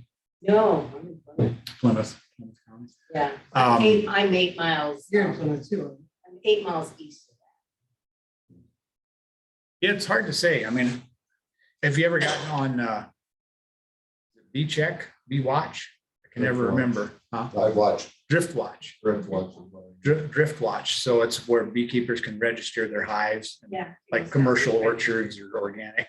So if you get on there, you can see where other people have registered If you beehives. are in an agriculture area where there are fields around you, then you want to have your hives registered. Yeah, we do. Yeah, That so will. Not every- Sprayer services are supposed to check that and notify you if they're gonna spray. And they notified me twice. But then there's that helicopter that did not say a word. He was sprayed twice. Then if you call the pesticide bureau to file a complaint, that's the first thing they ask you to. Are you on the, if you're registered. So what do you do if they're, how do you protect your bees if they call you and say we're gonna spray? Good question. Move them if you can. I've never done this, but people say if you put a wet sheet over the hive to keep them inside. But if it's hot out, that's just gonna, evaporates quickly. yeah, and then they can't get out and they're gonna overheat and die for sure. Yeah, I don't know what other than literally moving them somewhere else until the spraying is done. I don't know any real good good course of action. A commercial sprayer is supposed to spray before 8 o'clock. I was gonna say, ours usually spray in the morning or in the Jerry's evening. just- when they I spray believe. times. Yeah. Plants and stuff. Yeah, that'd be the other But thing. That's not to say some farmer They don't. spraying. The co-op doesn't. can do their own. They'll just do whatever, because 2 weeks into our first season at the flower farm, we got dripped. Because they were spraying when it was 90 degrees out and the wind blew right to the farm, so. Sure, yeah. But we were able to water everything. But that was the first thing the pesticide bureau asked. Is if they're registered, yeah. Yeah, the farmers don't have to check it, but the commercial applicators are supposed to check This it. was a co-op, it was a fine, so they should have checked it. Sure. But then, yeah, if they tell you they're gonna spray, if you can convince them to spray as early, as close as they can to sunrise or sunset, is better for the bees because the bees aren't out. Personally, I think if they spray really close to sunset, because the bees are going home, going back into the hive, and then that spray will have, 12 hours before the sun comes up again, before the bees are back out and could get exposed to it. So that little bit of time might make enough of a difference. So we haven't talked a whole lot about nukes and packages and what the available options are. I sent out an email with some resources. Did that get through to all of you or most of you? It's been a couple weeks ago. Okay. So Siouxland Beekeepers Club is going to sell nukes, and I like to support the club, and the nukes that we got last year from this guy, is it Holton, Tyler Holton, Kind of hope. were good. So I think they're going to be good bees. I wish that we had details on these are this type of bee and they've been raised here or there, and we know that they know how to overwinter here. Unfortunately, we don't really have those details, but his bees were good last year. It's going to be the same price. So I want to say that was 180 for 5-frame nukes. Okay. Another easy option is Kelly Lyons is selling packages, and he'll bring them right to Davies. So you can pick them up when he's there. And I want to say those were 130 or 140. So a couple of options. When did you, the one you, was it Bell Farms, the one down by Des Moines? Down by I Des mean, Moines. they had, everything that was wrote in there sounded good, but I mean, of course, that's all that makes it a good sell. Well, I mean, is there she's some on. truth to the Iowa rate? She keeps hers here where Tyler Holton's are out doing, he's on Facebook as them, with almonds and blueberries and cherries right now. So she's on Siouxland Beekeepers Group, and she does quite a few talks. I've listened to a recording or two. She seems to know what she's talking about. She seems very sincere, legitimate. So I tend to believe that, yeah, she's selecting her bees like she said she is, and they are overwintered in Iowa. If I had the time, I'd drive down and haul back as many as I could afford and sell some of them to other people. Where is she at? She's down by Des Moines, Just the other side. other side of Des Moines, that's right. Yeah. That's where Tyler Holton's from, is down by. Okay. He's delivering them up by Sioux Center. Maybe we could talk these guys into going down and getting us some of her bees. Has he sold his, has he put them on? Tyler, has he put his stuff on the website yet? Well, I Because I've think been so, but watching. the club is, we meet next Tuesday. I was Okay, gonna ask you, so how often, once a month, do you, Siouxland beekeepers, they meet once a month? Yep, it's usually, or it's always is it the third or the fourth? Or Fourth I'll be Tuesday, next Tuesday, fourth Tuesday of the month. Sioux Center Library. We try and do some of them here on the third Tuesday, but I haven't gotten around to organizing it for quite a while, but if we do, well, that's the other thing. Make sure that you get on the Siouxland Beekeepers email group. Are all of you on it? Okay. In the Facebook group? No, the email list. To get on into the White House and if you look at this. Is that right? my daughter's on that. Wow. They've been listening to us this whole time. Yeah. Let's go, Brendan. So if you're not already That's my on the alert, yeah. Siouxland Beekeepers email group, email me and I'll forward it on to Dan and he'll get you signed up. I mean, it's just a matter of he gets your email in the system and then when we're meeting in Sioux City or when we're meeting in Orange City, we'll send out an email. Orange City or Sioux Center? Sioux Center. Sioux Center, I'm sorry. It used to be Sioux Center. What time do they meet? 7. Is it 7? 7 o'clock. And then if we do something at the community orchard in South Sioux City, same thing. The Siouxland Beekeepers email, I'll get that information to him and he'll send everybody the details. So anything that's going on here or there, or sometimes even in Omaha, it's noteworthy, you'll get an email. And they don't send out a ton of emails, so you're not going to get flooded. So I encourage you to sign up and get the emails. What was the website for registering your beehive? Driftwatch, sorry. Driftwatch.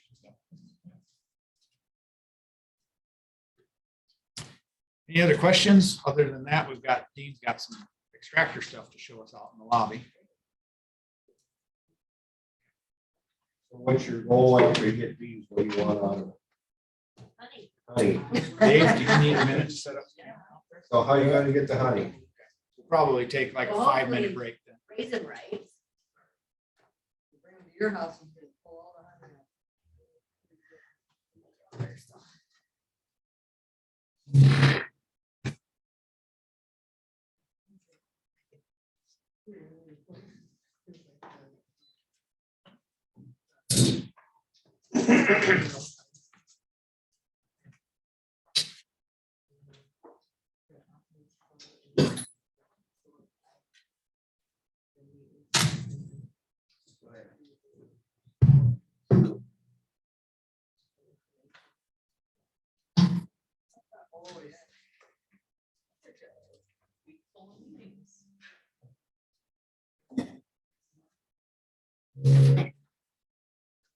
Oh, Mr. Graves?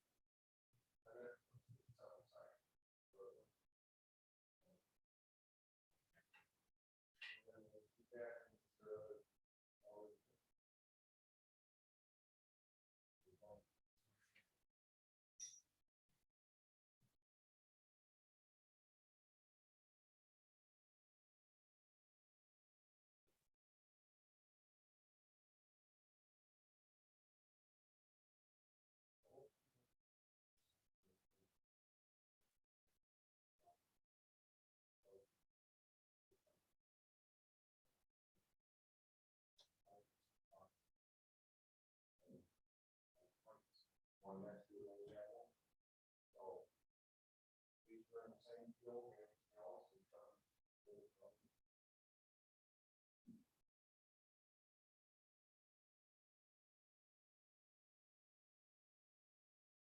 how many stores do they get that?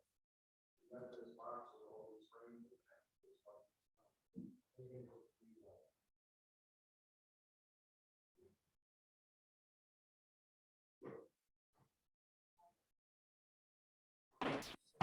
Thing she puts on there, she sprays it with this stuff and then she puts it on there and then the sun. You can unmute. They don't like the smell Unmute of your it and speaker, pushes it not your down. microphone. Well, no, you're using that microphone. Go ahead and turn your speakers on in case they. Like this. That's it. which I hadn't used, I'd seen it or heard about it before. What is that? This is called a fume board. So the bees are in the hive. And there's different chemicals that you can get, honey bandit, bee go, and stuff like that. You spray a little bit on this, feel that it's got a felt surface on the Oh, inside. yeah. So you just spray a little bit of the stinky stuff on there. And you can put it on top of your hive on a nice warm day. The sun will heat this up and that smell will go down and drive the bees down out of the box. It might take 5-10 minutes or so. What do you want about it? Yeah, what's the purpose? Well, because Yeah. when you're gonna harvest this box that's got, You're not gonna harvest that. Okay, you're just talking your super then? or- yeah, the super. I don't have the super, so this is gonna be our super. Okay. This is my super box. It's plumb full of honey. Will that drive them out of the super down into the others or? what? Yes. Okay, okay. It should. Okay. Which I haven't tried it, but that's what they say, and that's an easy way to do it. Doesn't So- really hurt the bees, just makes them go away. Just makes them go away and go down. And then you take your box off and put things back together, move to your next hive or whatever. How did you do it until now? How have you been doing it? Well, there's different ways to do it. There's a bee brush you can get with your hive kit and stuff. So you can take your frame out and brush all the bees off of it. Have an extra box, like you keep saying, have extra equipment. Get all the bees off of this one, put it in your other box in the back of your truck or something, so you don't have to carry that whole box. You know, this one you use a fume board, here you got 100 pounds of honey, you're trying to carry the whole box. Otherwise, brush them all off, put it in another box, put a towel or something over it so the bees don't get to it. Another thing that you can use is what's called a bee escape. It looks like a little maze. So once again, somebody come and help me lift this box of honey off of here. Just pick that box up. So this box is full of honey. We're gonna pick that one up, put this bee escape. Put the honey box back on. And then give it a day or two. All the bees that are up in this honey super are gonna go and crawl down to that hole. Why? Why are they? Well, because they go down to get the nectar from the other field bees anyway. Okay. They go down, but they can't get back up because. They can't get back up because they'll go out to these slots in that screen. They have a hard time finding their way back in. They're all real bees, they can't find it. Yeah, they get lost. Those work better when it's getting cold at night. So the bees go down, get into the brood to keep it warm. Okay. When it's hot, I don't think they work. And I made these last year. The Canadian beekeeper uses these up in Manitoba. So it's kind of the same thing. You put that on there.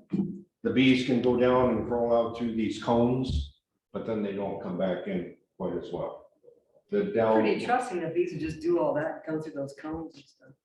it works for other people. I like that. That's kind of cool. It's kind of cool, but once again, like I said, you got 2-3 boxes of honey on here. Take them all off, put this on there, put them all back on. I'll come back in another phase and then you're lifting them all off again. They don't have to go to the gym. Wouldn't you have to have one of those for each hive though? If Yeah, you're gonna take all your honey. you could if you wanted it all at the same time. you spend all day brushing. Dean has a preferred method. Yeah, my preferred method is I use my blower. So what I'm gonna do is after I've taken the inner cover off my hive, I just kind of like that. Pull each frame out. This way I can check and make sure that the honey's all capped with wax. Because that's, it's right and the right moisture. Because the bees will cap it when it gets to the right percentage of moisture. Then I'll just take my blower,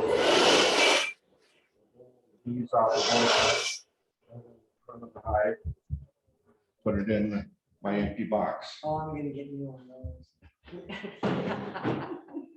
This guy up in Lyon County says, I don't have time for that. I'm not gonna go through here, pull out 9, 10 frames and do that. I got 20 hives to do. So he uses that fume board. You got 3, 4 of them or so, you put them on, give them each 10 minutes, then you can pull the whole box off and you're going on to the next one. What if you pull a box off and half of them aren't capped? You kind of screwed up.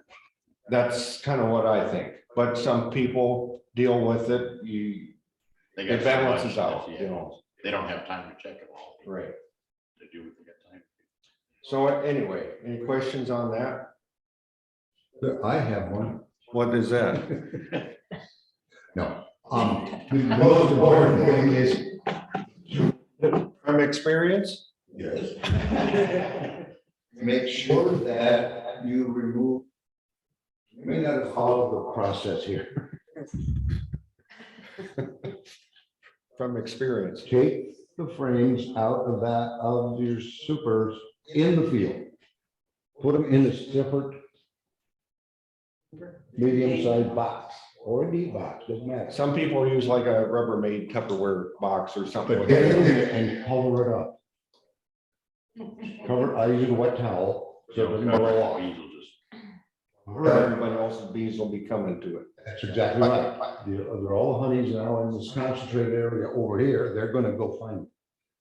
But remove them one at a time in the field, put them in a separate box, and you take up, or you're gonna take them to extract it. Don't take up the bees house full of bees. Because then bees are full of bees before you get there, believe me. And they come over and try to get some of the honey too. And he's trying to get his bees off of his frames. I couldn't get my bees off of my frames, I couldn't get his bees off my frames, so we had frames full of bees. And honey. I did learn also this year, as I said, using one of these bee escapes. Have an empty box underneath your honey supers. If you're gonna pull them off, have some space for them. Put this on your empty one so that as the bees go down, they do have a place to go down instead of crowding quite so much in their brood boxes, which, okay, that may work too. So. Ways, some people. You want to Just take close the- off your. Pardon me? You want to close off your top opening when you put that on in your super, so. Not Just slide necessarily. back at the top. So. Got my honey super full of honey. And at my place, we end up taking it down in the basement because that's where my extractor is and stuff. I don't have a garage or a shed. It's not a walkout. No, it's not. So sometimes you carry half a box of frames down instead of carrying, all 9 or 10, I carry 6 at a time or something. So you have a frame that's all covered with thick wax cells full of honey and a capping on top of it. There's different ways to get that wax capping off so that the honey will come out. I got one of these rollers that I tried once. Diana used it, I think, last year, and she thought it worked good. And you just run it across the wax cappings and it perforates them, opens them up. And you want to do both sides so the honey will come out of these rollers. I use a knife like this. It's got a curved tip on it.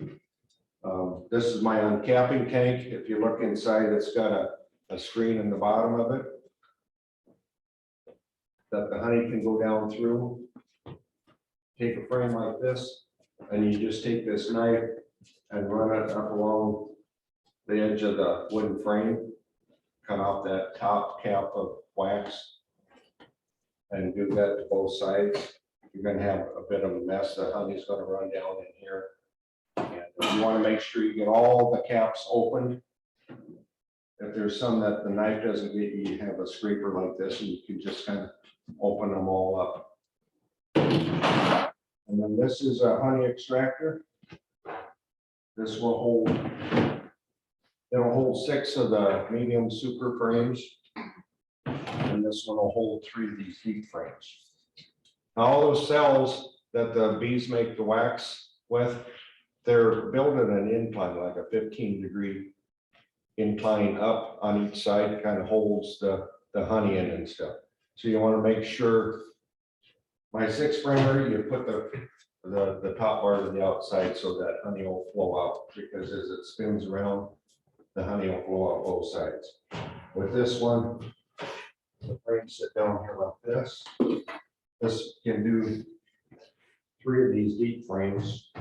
It's called tangentially because it gets it out of one side. Once you have one side, all the honey out of it, then you have to stop it and turn the frames over and get the honey out the other side. You turn this on and let it spin like that. Nice and slow to start with, because the frames aren't all equal. Some will have a little bit heavier stuff, some will be lighter. This can get dancing around and stuff. I got to hold it for like full in my basement. And as the honey starts flowing out, it goes to the side walls, goes down the outside or the inside of this tank. And then over here, there's a gate you want to have that's open. And I have a strainer basket like this on my bucket. I think that's Oh, I said they're brand new. I've only been used once and it already.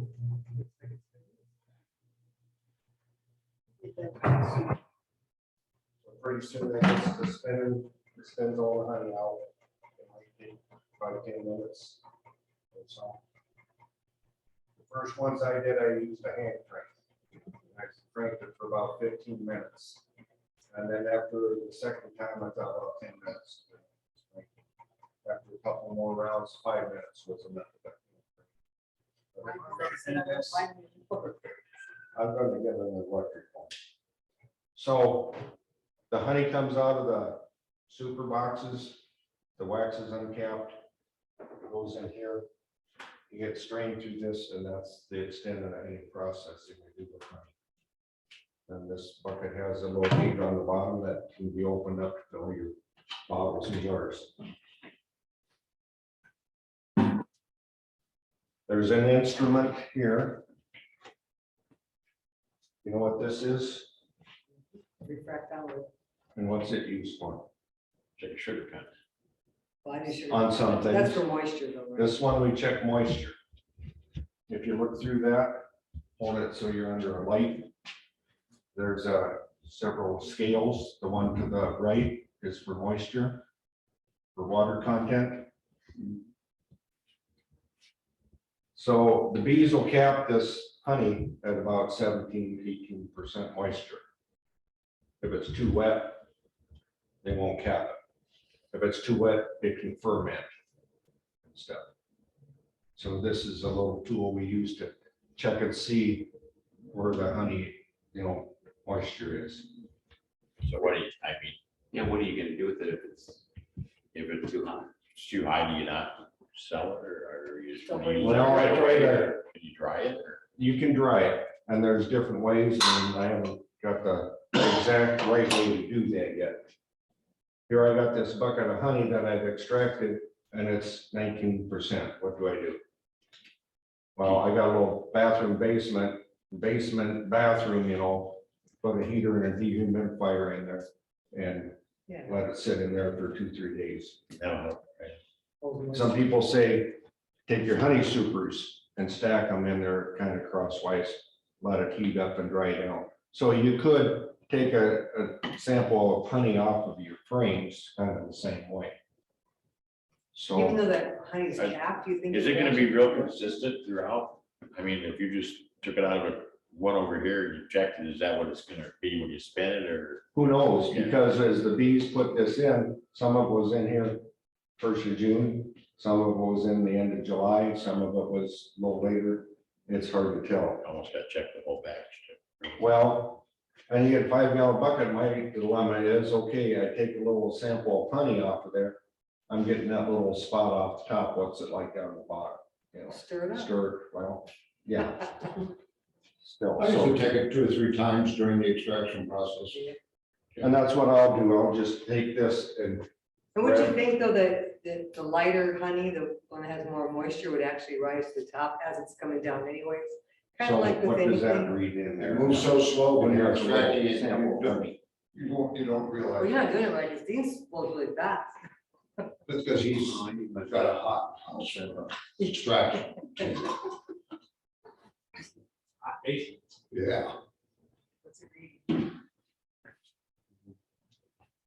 If I go, 60%, say that's somewhere close to 60 or under.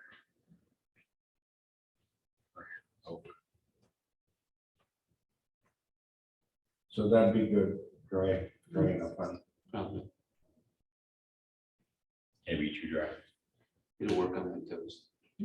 It can get drier and crystallize more. Crystalline. But it doesn't go bad, I mean. No. just- And I got a sample of that for you too. So all your wax cappings and your honey that drips off sits in here. And this has a gate on this side too, so after a batch of this or so, when you get done extracting, I'll put a little block of wood under that side and open this up and run it into the bucket too. You didn't do all this the first year. No, but after the second year, I kept adding more stuff because I got it, and that's what. You had more bees. Yeah. You're only gonna stay with 2 hives. Cause Right. you didn't wanna do this 15 minutes on a Yeah. shot for every 3 Yeah, days. but you only got a couple hives. Right. You weren't doing that. This wasn't cheap. How much do you think that was? How long would you buy it? 7 years ago, 6 years ago, 800. Probably. 900 or so. It's like it wasn't cheap. And then this Now it's last probably year, 1,500. well, probably. And then this last year, I was able to buy one from a guy that I started with at the same time. He had a 20 frame extractor, so I got that through. So I get 6 frames out of this 9 frame box. It takes how many times to do that? You gotta put them around. Well, not the smaller frames you don't have. Oh, the small ones, you know. Because they'll fit in that way, 6 of them in between. Cheaper ones, And that's one. Yeah, spot that's right fine. there. or you just find somebody who has those. And you don't have to turn them around. No. Like you Dean, just have to do $1 this. thing. So with this 20 framer, I can do 2 full boxes at one time. And I found that the bottleneck there is uncapping the wax off of there. With this one, time you're running this for 10 minutes, you can do your next set of 6 and get the wax off. Take those out, put them in another box, that you got something under so it isn't dripping all over your floor. So now, did Diana use this tool here because once she extracted, she was gonna cut that wax off to the hot, something, I don't know, because she was going to make candles or something, is that not? Well, there's a lot of wax that gets in here just off the top. No, there's actually honeycomb candles, I mean, they actually use the honeycomb, you just use a thin layer of that and you roll. Well, that wouldn't be, well, I think I don't that's know. foundation. I think it's actually foundation. Oh, is that it? They had to roll up and make a candle. I was just thinking that's why she did it this way, 'cause you'd have a lot more wax still on it, but you wouldn't be cutting off the top, you would just be. I don't think you could ever cut it off and get the cells to survive. There. Some of them will, Oh, for the okay. most part. You try using a frame, something like that. Well, the same way we're cutting frame. It's not gonna hold up. I was just thinking that they put them in the freezer and then they took a hot knife. Well, that might be something I don't know about, maybe freezer. I didn't make it up, so I'm pretty sure she told me that. So the uncapping knife, like one that Dean has, is, you know, normal one, but you can get them that are heated, they're electric, Uh-huh. that they are. Those go through the wax cappings pretty quick, and then the ones that you plug in that are hot, they can get hot enough that they scorch the honey. So I Sure. don't see the. But this just pokes them. That just pokes some holes. Yeah. Yes. Or a lot of. I was thinking that was why she had done that, because she was trying to like lay her hot knife off and make candle things or something. Another thing, Soap or the something. Siouxland Beekeepers Club has an arrangement with somebody up in Orange City. Orange City where you can go and use his equipment, extractor honey, and give him a jar of honey or $20 bill or whatever. So that's nice to have that available resource. up there. Because yes, even smaller ones, even the hand crank ones are expensive. And Baumgart's has like a 2-framer for $300-400, I think, $395. So if you only got, you know, a hive or two, that would be good. So then after you extracted all your honey and you're done with these supers, then you put a new foundation board in for next No, year. they're just fine. They still got all that wax on it. First thing What do you do is, to keep them through the winter? first thing you want to do is put them back on a hive to clean them up, or you can, there's different ways of putting them out in the open, so the bees will come and get all the leftover honey out. They'll haul back to the hive. It's a great resource for them. The boxes, your comb is clean, better able to store it. That's what I do at my hives. You don't leave them on through the winter. No, I put mine in Rubbermaid containers and then did that crystal stuff down on the bottom with the newspaper over that and stuck with the lid on the Rubbermaid container lids on top of those and just stacked them up in my shop. I stand mine out on the other side of the yard. The bees from all the hives go in and suck all the honey out of it. The stuff. Same way when I'm done with the extractor, I'll take that outside. This tub, they clean it out cleaner than you can go with. Well, how do you overwinter your frames? What do you winter? My frames Yeah. and stuff. Yeah. Usually after the bees have cleaned them out, I got a deep freezer I got from John's folks where they got a sale. So I'll freeze all mine for 2 days. And I put them I use the pop can bags. Put them in and I got a cabinet in my basement or a stack them there. Why do you freeze them? Just in case there's any wax moths. So Yeah, the there's a wax couple of- moth eggs and larvae get killed by freezing. I usually recommend 72 hours. Frames, the wax frames into your basement without killing the wax. I put mine in my shop, which isn't heated, so I mean, they've had 10 below Frozen zero enough, yeah. temperature. Which is good, except you take these off in August, the 1st of August, you still got the end of August, September. Oh, sure, that, all the bees are so neat.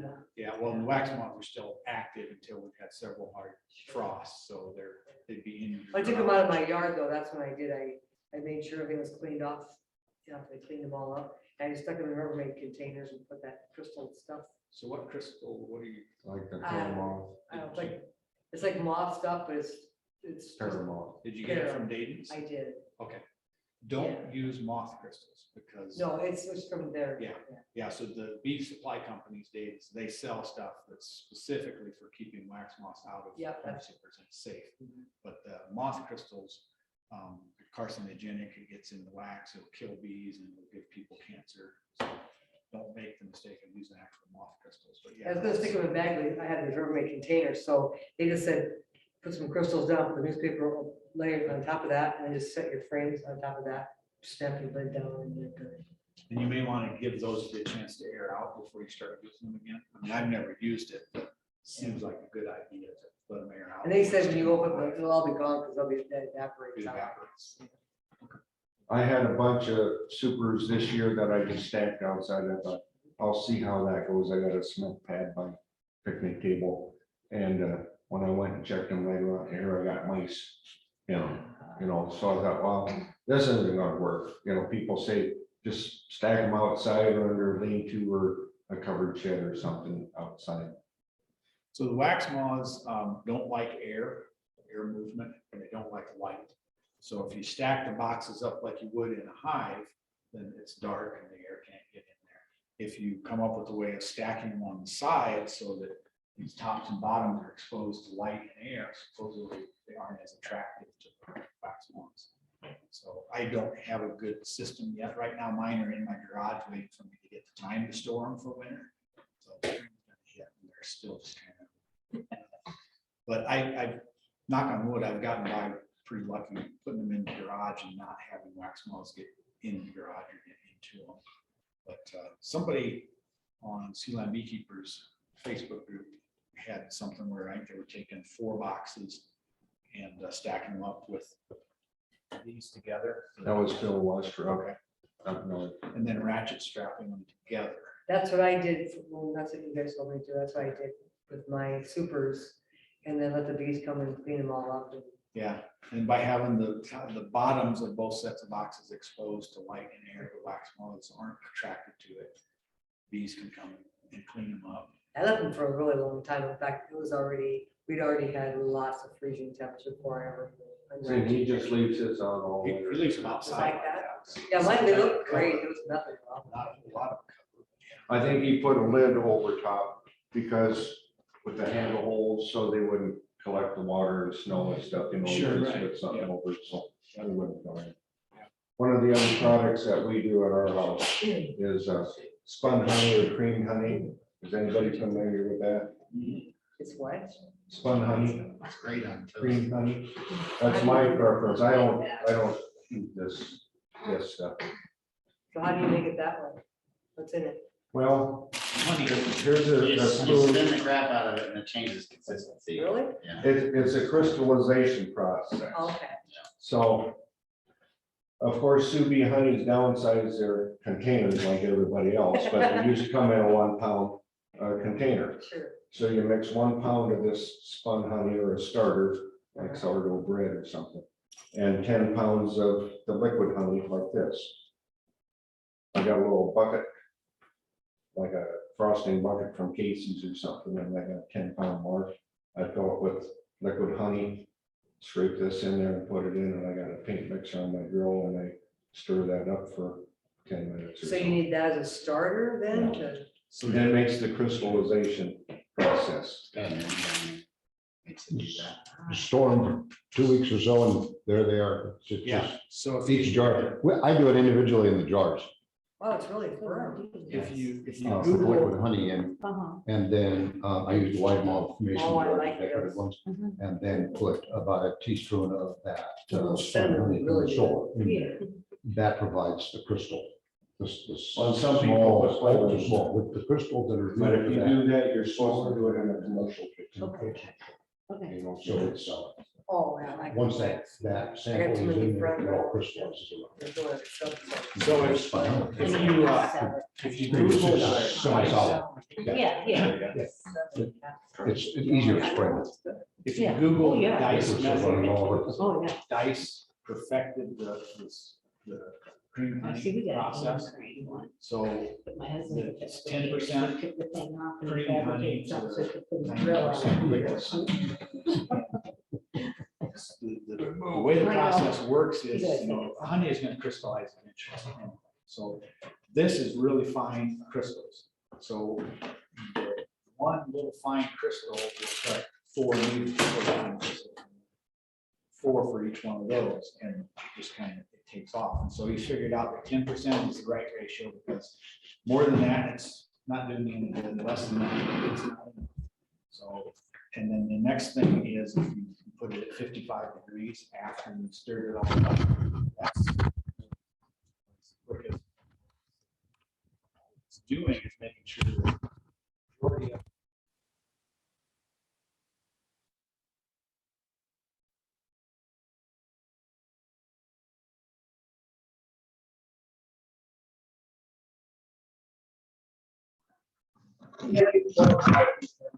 Well, it used to be a 1 pound bag, and you end up with 11 pounds altogether, so I kept on that as a starter. Well, this downsize, do the math, so I got 3 of these to make, or 4 of these make 2 pounds. And mix it up, so I got 30 pounds of stuff. And my wife started putting it in the roll plastic tub we have. What'd you do? You know, she was expecting to do 10 of them, and here there was 30 of them to do. And I put it in a bottle and bucket like that so she could just pull out. So she wasn't too happy with that price. Now, did you sell that? Yeah. I think I would, We sell that for $10 for a pound. we're gonna start with a lot.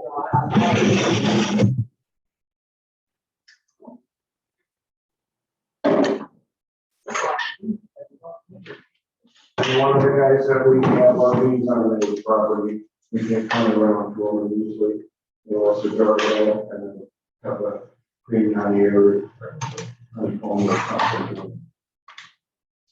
something. Well, this goes up to cover, this is mine. Because nobody else is getting my cream honey. The other one's gonna have the other stuff he says he wants. So, preference. We got river bottom ground on the south coast side, and that one here was flooded. Past.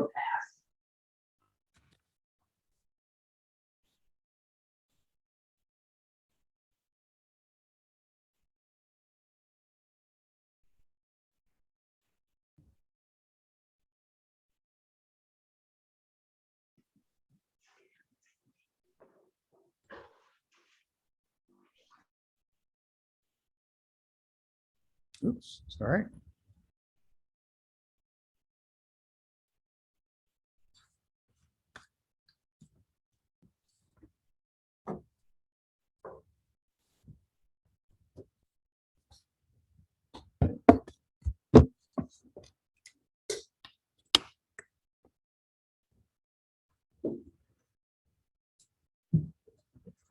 So I don't really have anything else for tonight. I'm going to try and send you all an email.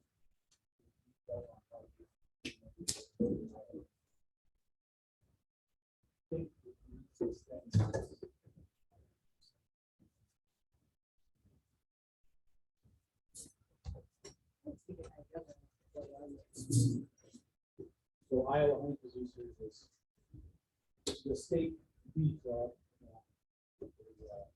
Annual convention that there's a lot of this for.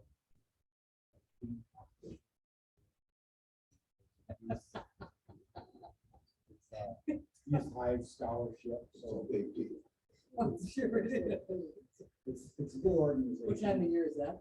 The convention is always, remember what is it? What's that? What's that holiday? It's always on that holiday. That's it's always on. That's important to sustain your membership in the Iowa Honey Producers because that's your voice in the legislature. So we've got lobbyists that are taking it to the Capitol all the time. And if there's any kind of legislative rules that need to be made or modified or whatever, that's the people who do it. We've got a real good relationship with state hearing manager and speaker and a lot of the folks are on first name basis.